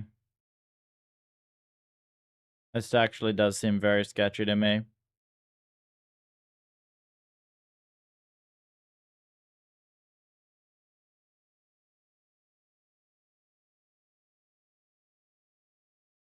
Can we show anything from that actually?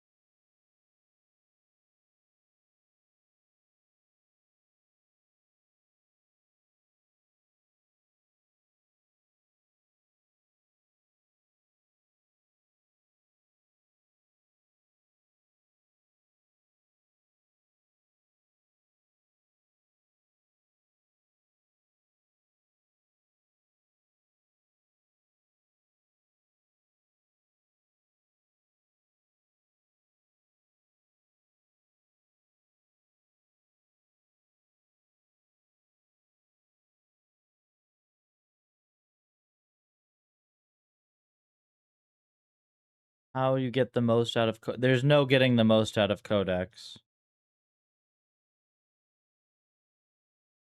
There's no skill whatsoever involved in using language models.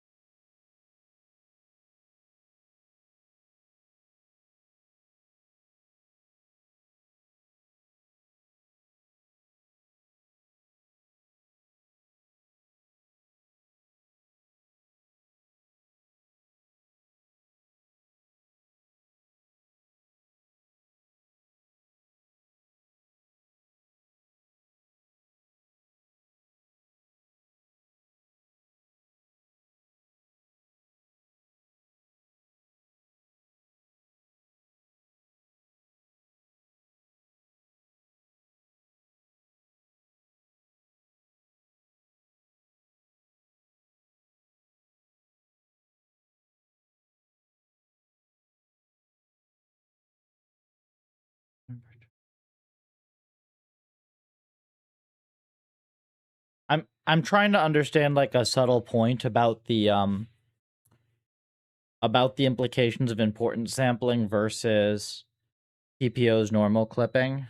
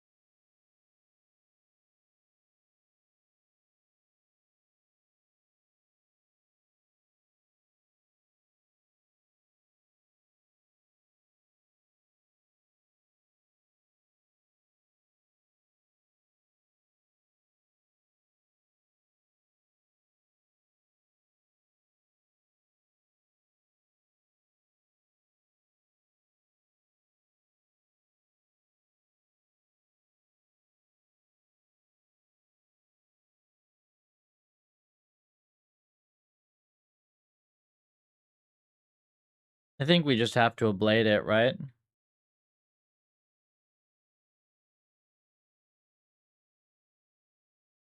But I think that the key thing was the policy difference either way, right?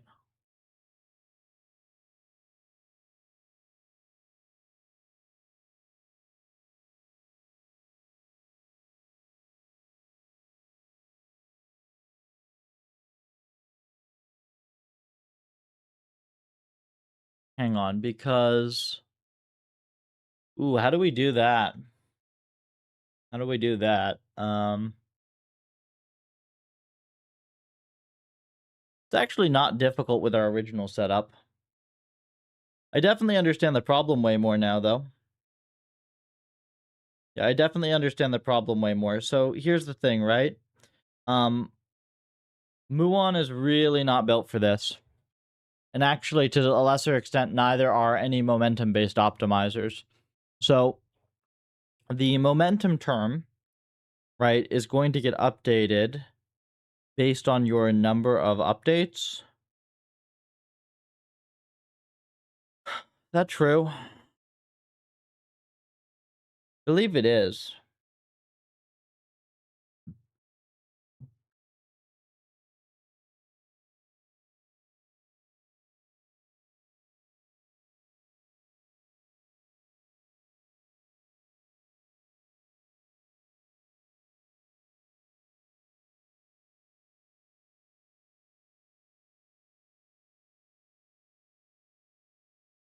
Yeah, see, when the gradients get smaller... Yeah, when the gradients get smaller, you update... You have this decaying tracker. Yeah, this is definitely wrong. This is definitely wrong for RL. Actually, you know what I'm gonna do?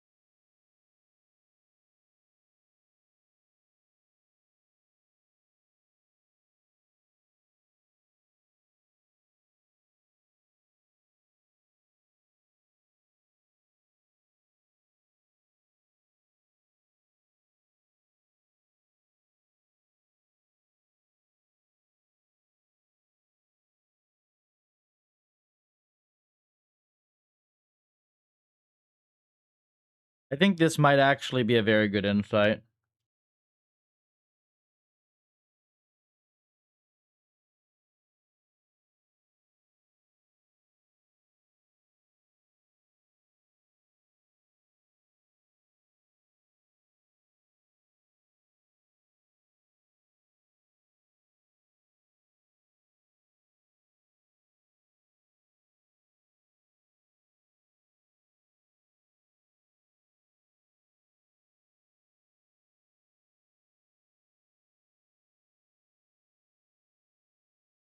This is not well known.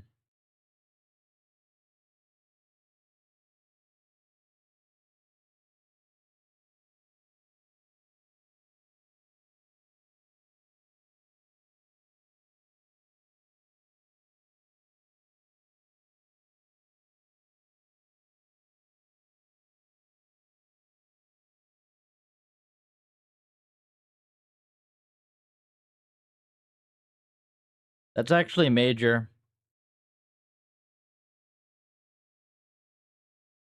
I think that is major.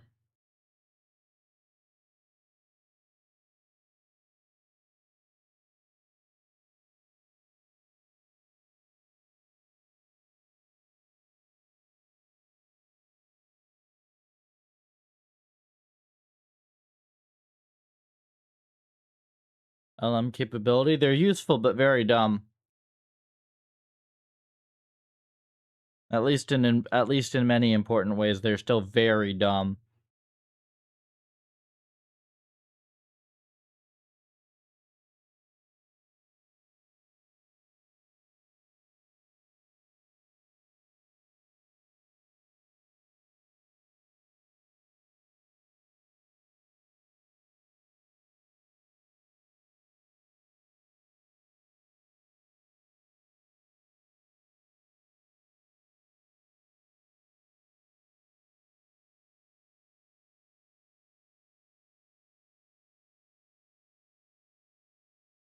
Heh, that's funny.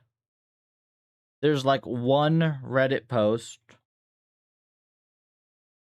There's literally one Reddit post.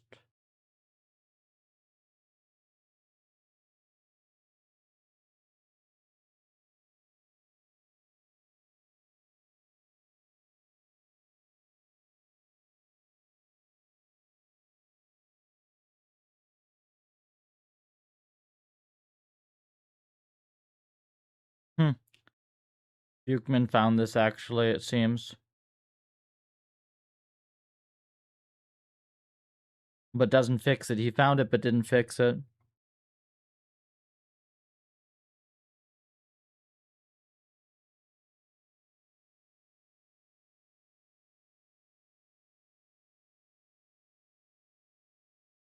That's crazy. There's one comment from 2019.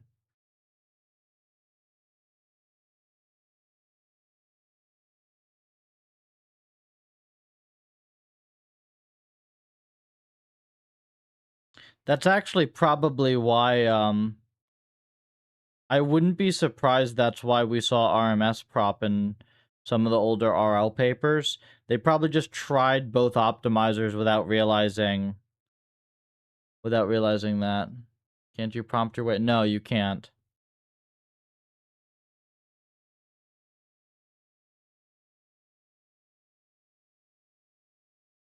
That's really nuts.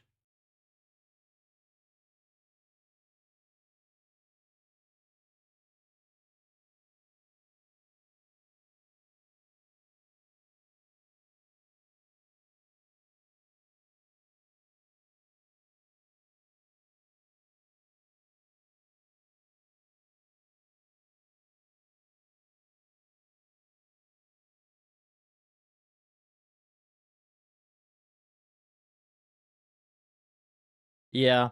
I mean, that's on one side that's actually embarrassing to have missed that for so long. I'm kind of embarrassed to have not thought about that. Then again, apparently neither did anybody else, but look. Well, we gotta fix that. That's like a very clear-cut bug. That's a major bug, actually. Shit.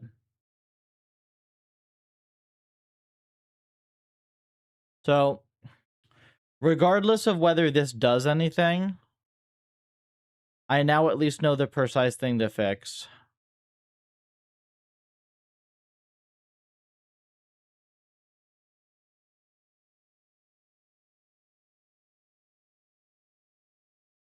That's crazy. Whole plasticity research in RL? I don't, maybe, let me think. I don't think so.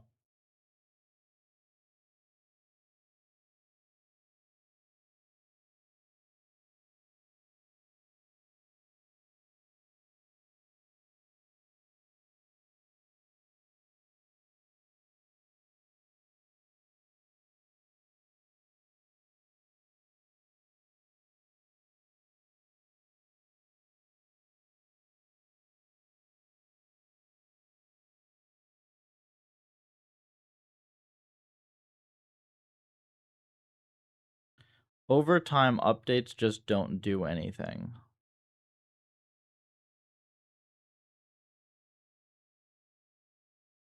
Could exacerbate it, maybe, let's see.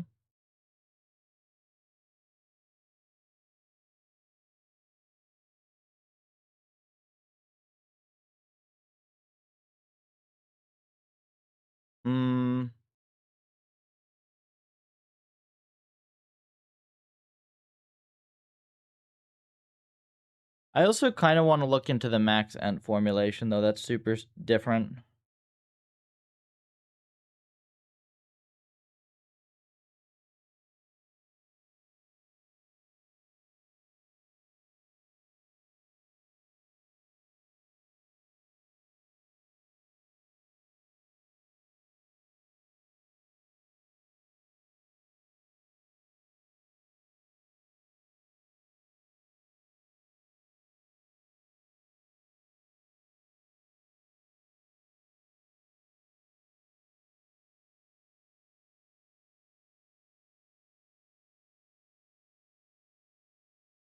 Who is this?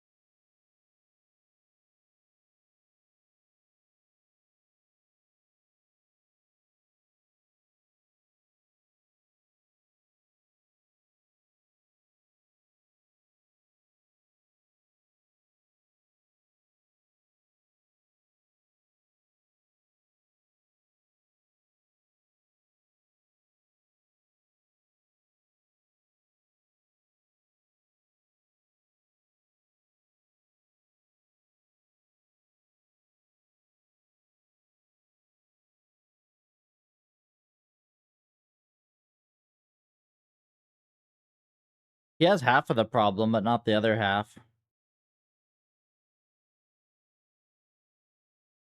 Who is this?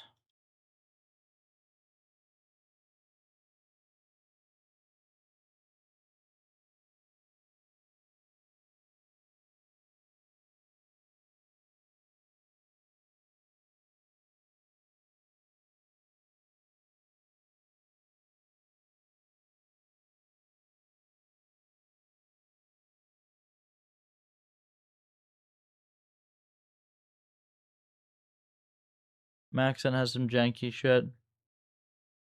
Let's see, is there a simple form of max ent that isn't tied to the whole mess of SAC?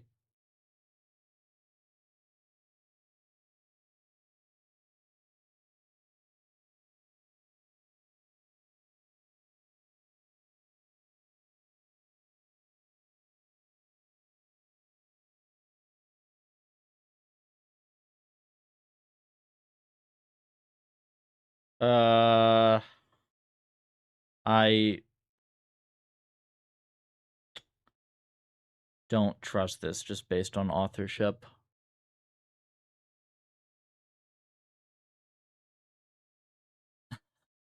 Thank you for the Prime bet. Ignore your ad-free viewing.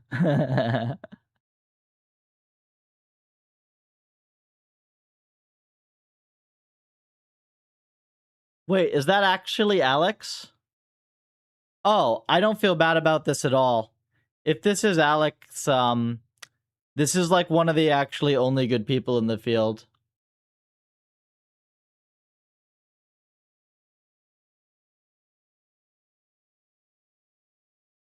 Okay, I don't feel bad about this anymore.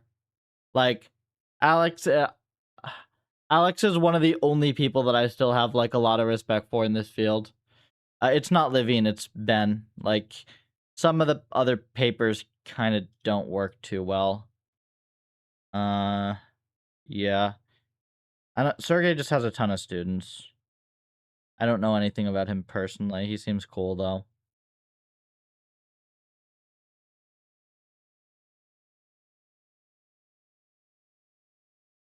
Glitzy, is there a simple is there a simplest possible max ent formulation?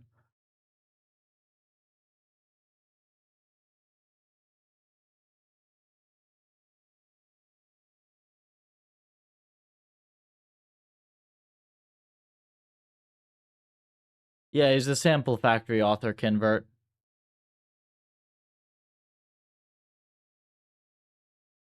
He was the first to get RL up to like 100k SPS, single machine.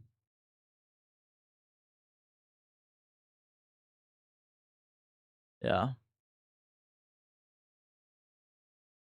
Different playing. Move on. Hang on. Let me check Litsy's link. Oh, this thing is done. Look, it worked for 3 hours. Let me just grab Glitzy's link before I lose it.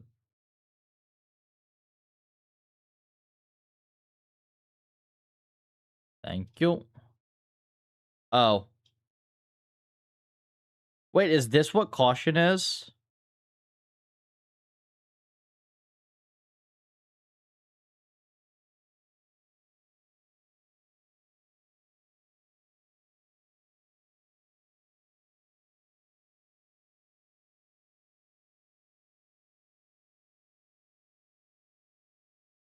Oh, this is bad. Nah, this isn't it.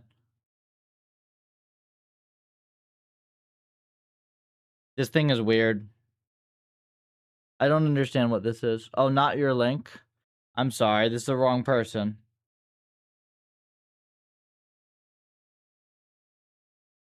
Oh, okay, you didn't post me one. Cool. Let me go take a look at what we have.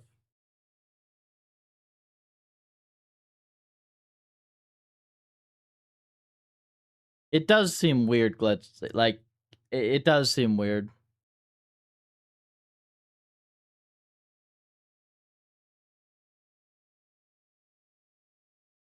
Okay, let's see what this is. Fixed data trust.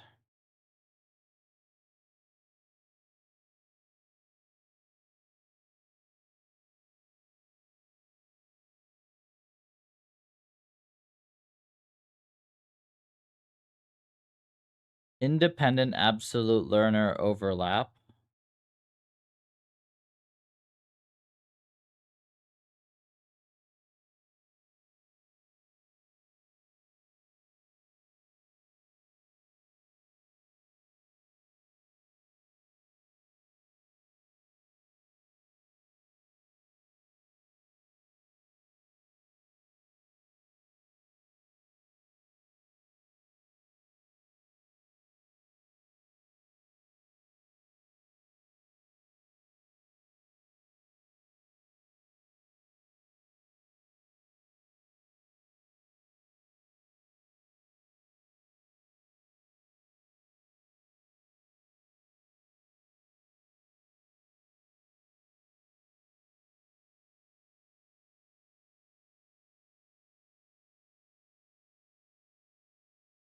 Types. Yeah, caution hasn't done anything. I'll take a quick look at it. It seems kind of weird though to me. Like, so this is mean on momentum. I don't understand what this is.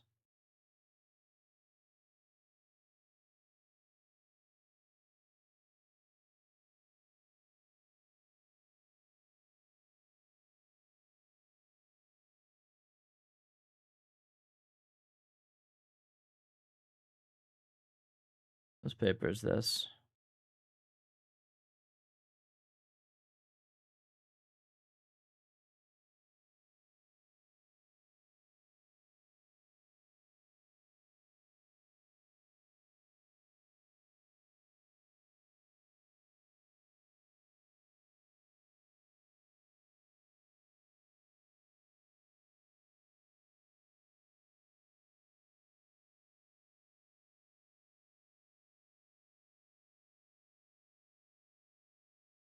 Literally noise. I remember playing with this in Heavy Ball and it didn't do anything.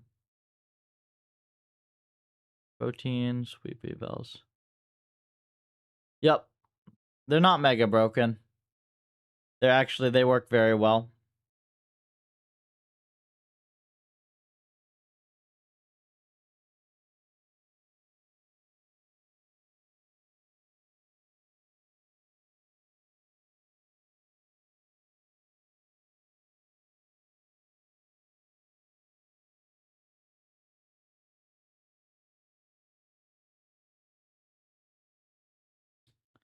I do have a pretty clear-cut idea now of what the thing is, how the thing is wrong.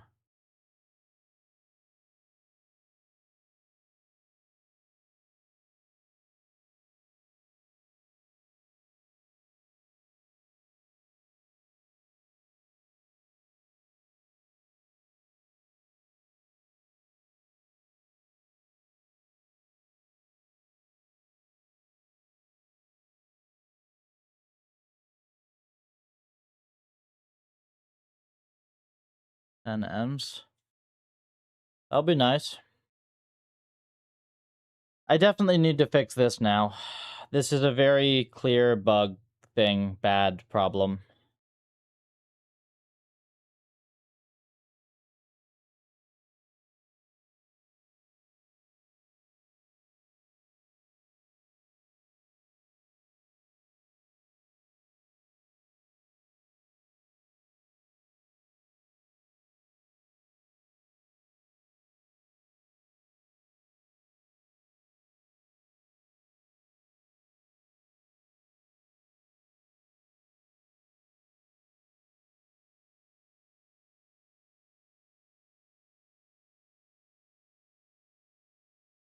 Not in the original paper.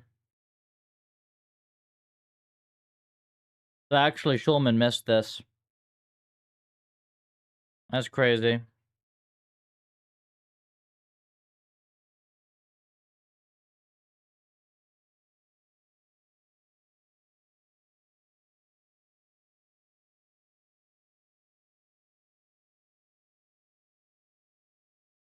What's the correct fix to this?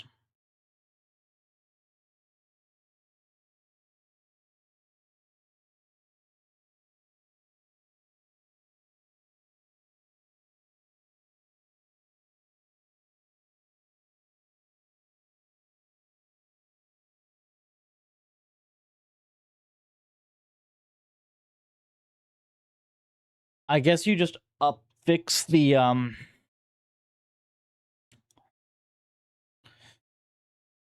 me think. Probably you both apply and update the momentum in proportion to the clip frac, right?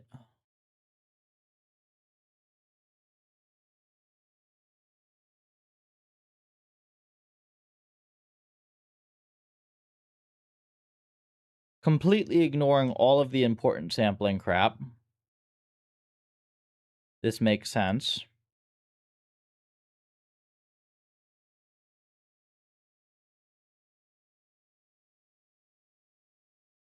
This thing done?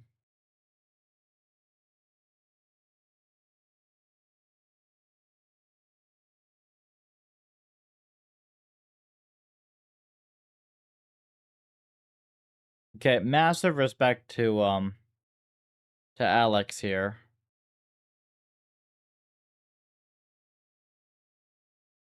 It's funny because like he does a lot of really good work, but at least from Sample Factory, he has a very, very different approach to implementations.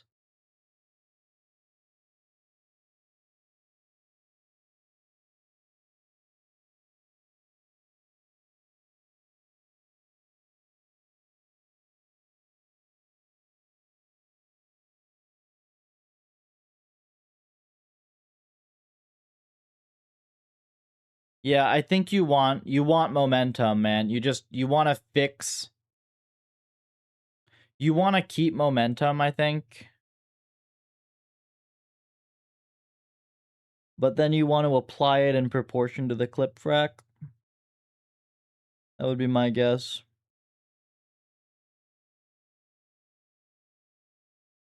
Oh yeah, that caution thing is total bullshit as well. Like, just think of that with mini batch size 1, you're instantly screwed. So, bleh. Let's not do that.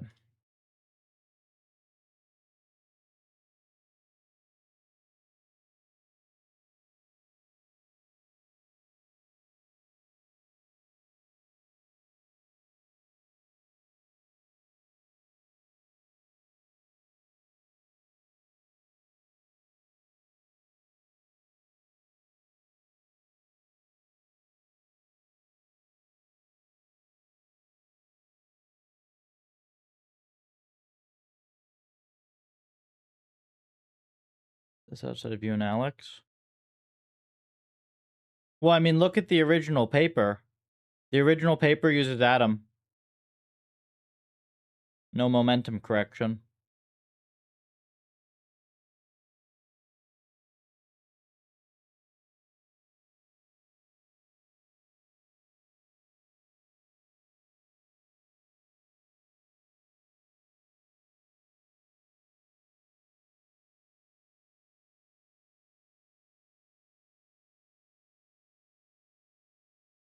You know what I wonder?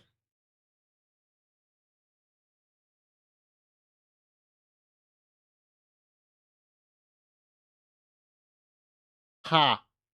Got him. Look at this.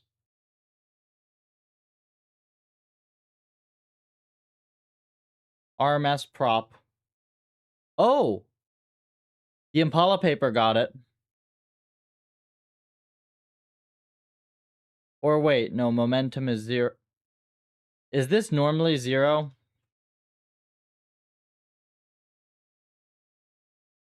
Did the Impala paper get it? Nope. That's the default. Okay.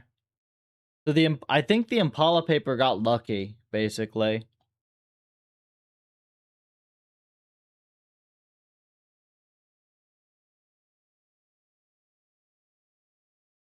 If there's no mention of this in the Impala paper... Yeah, there's no mention of this. Okay, so this is what happened, guys. The Impala paper, they got lucky with RMS prop. They probably just tried both and saw that RMS prop worked better and just took it as an empirical choice.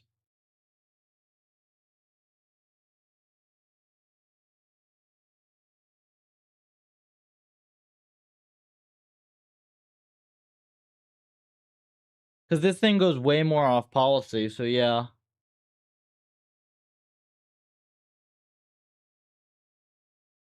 That's nuts.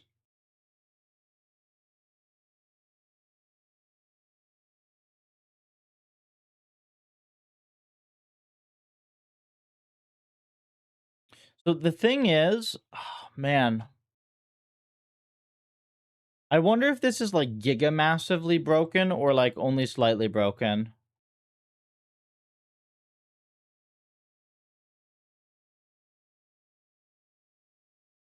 It's probably like slightly broken in normal use, but then it's like strictly the cause of degenerate behavior with a ton of samples.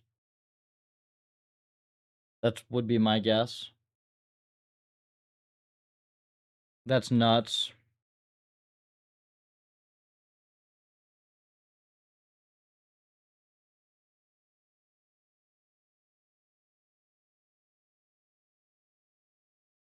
He's not, but Alex is not on this, right? No, Alex not on this. He was a PhD student. This is from Google. Yeah, this is Google. He was a PhD student at the time. I'm pretty sure.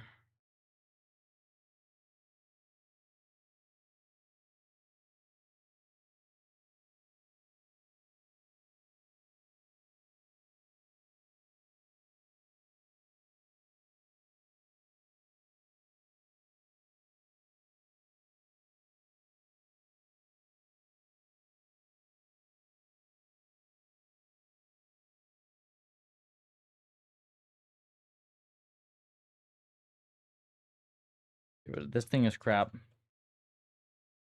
By this.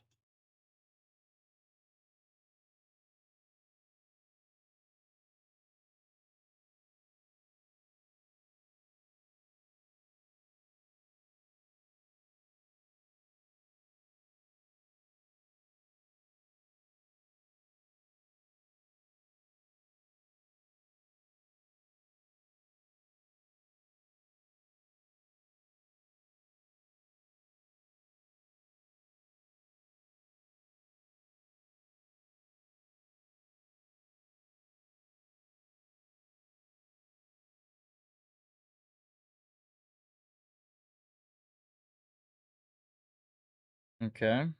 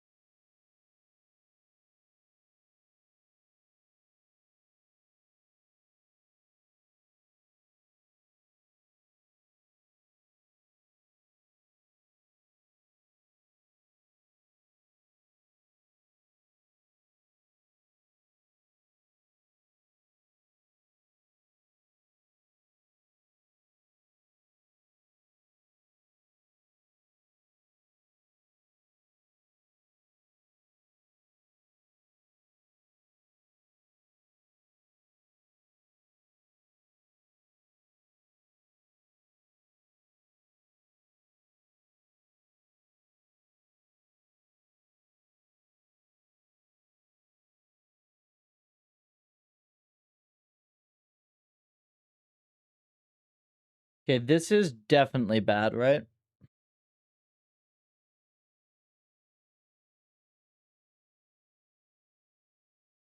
Or is it?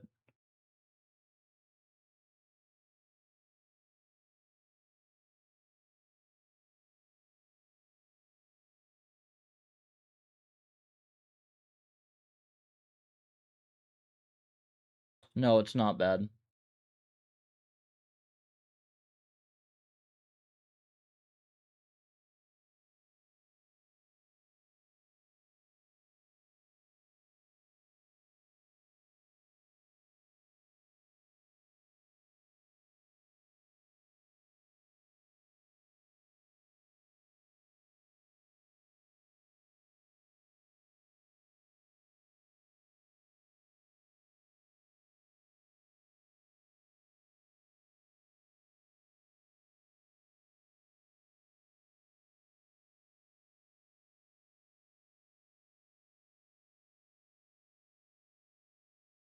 Yeah, I have to spend some time on this.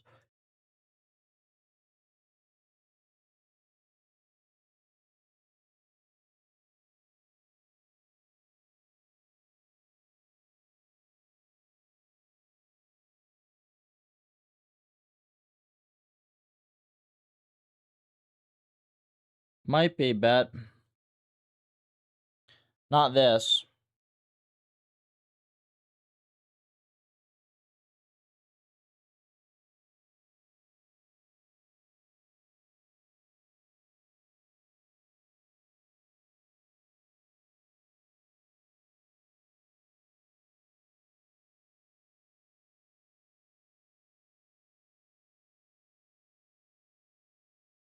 Problem causes in practice.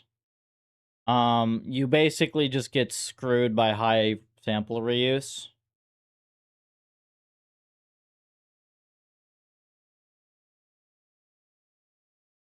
It's a clear deficiency.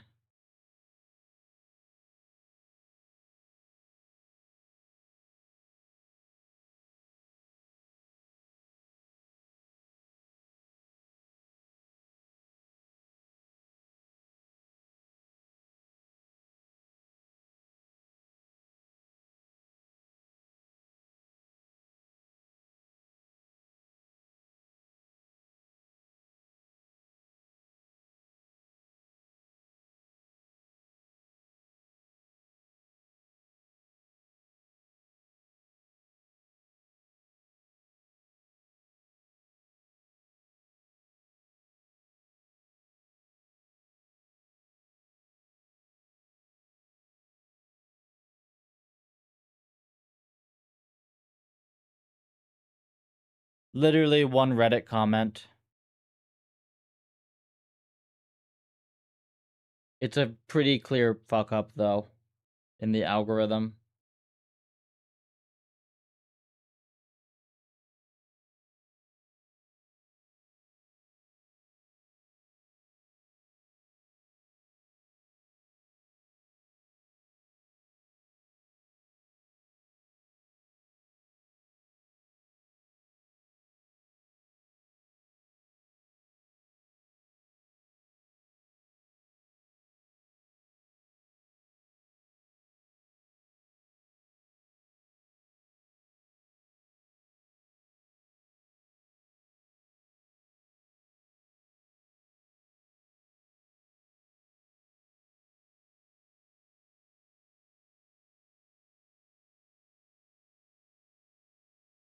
To be fair, Jess, this was independent. It's an independent discovery, though I think the original is more impressive because it wasn't AI assisted. Um,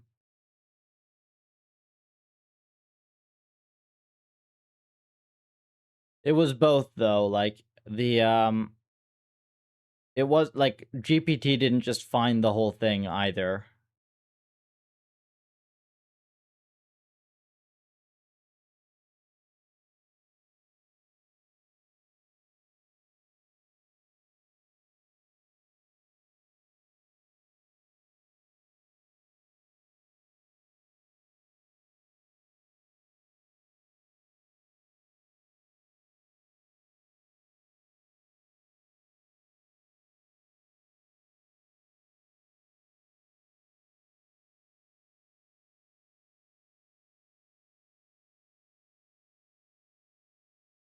It's not the same thing, Bet, because you can't just let a hammer go on its own and have it build a, albeit very shitty house. So the contribution is much more obvious.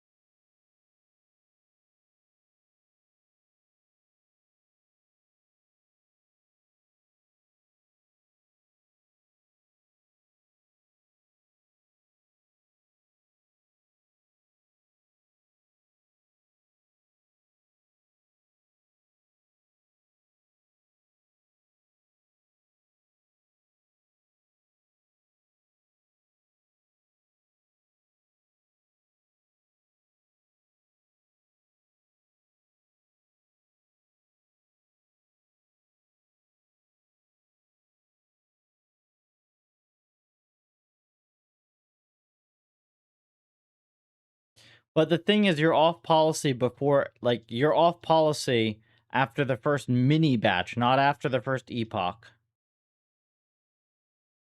It's much worse. You see?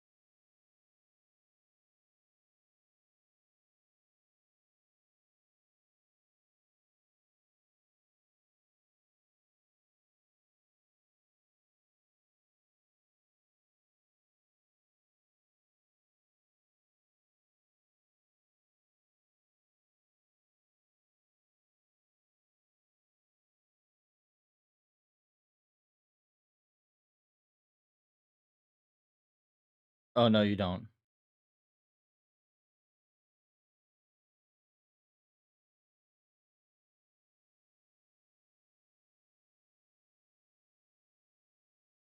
I think that's it. This is not what I was expecting to do today. We'll probably spin for a while as well. We shall see, though.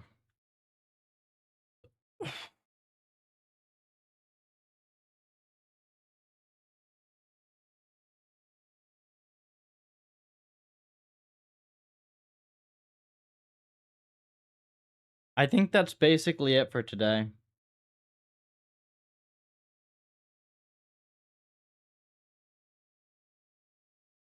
I think that's basically it. This is a good find.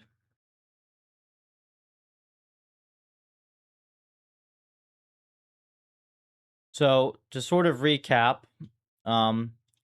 the procedure here, right, was I like to sort of summarize what's happened over the last 24 hours. Yesterday, I wanted to look into the source of collapse at very high sample reuse in PPO because looking at the base algorithm, actually, if you think about it, it shouldn't collapse. Um, I like gave a few things to Codex for that to add some logging and instrumentation to see where the bad update happens at high sample reuse. Eventually, this got to the optimizer momentum and then the orthogonalization.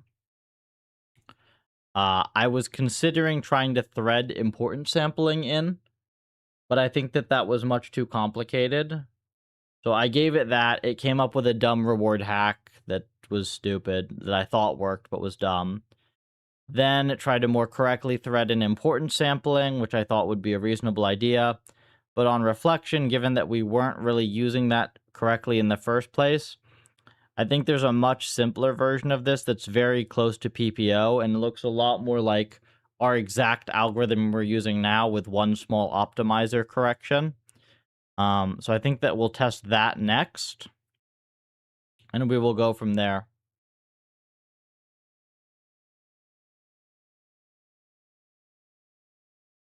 I actually think the entropy bonus will be fine because the whole update is already going to get scaled by this fraction, like this clip fraction, so I think we're fine. I think we're fine.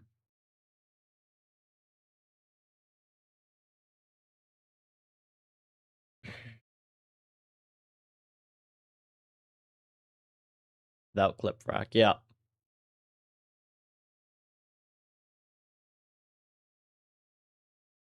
Now, I actually don't know.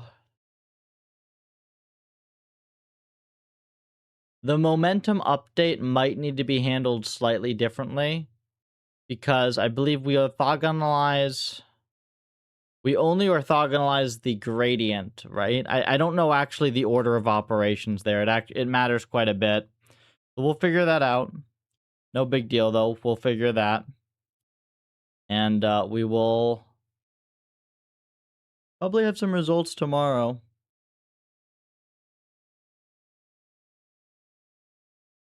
This is actually very good because in my mind, like, RRL is getting very, very good. And the thing in my mind that's holding us back the most, like, yes, there are some very specific capabilities that I would like to have consistently work.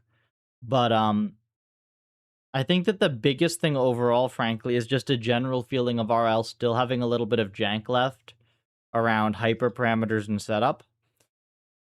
And this could very well be one of the major sources. I mean, clipping is like a lot of the different hyperparameters factor into clipping. So I think that this is going to be pretty promising. I'll be back probably streaming this tomorrow. And that's basically what we're doing. Let's see.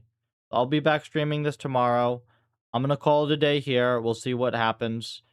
And yeah, thank you all for tuning in. Star the Puffer on GitHub. If you're new around here, it helps us out a lot. Join us on Discord to get involved with Dev. And follow on X for more RL content. Bye.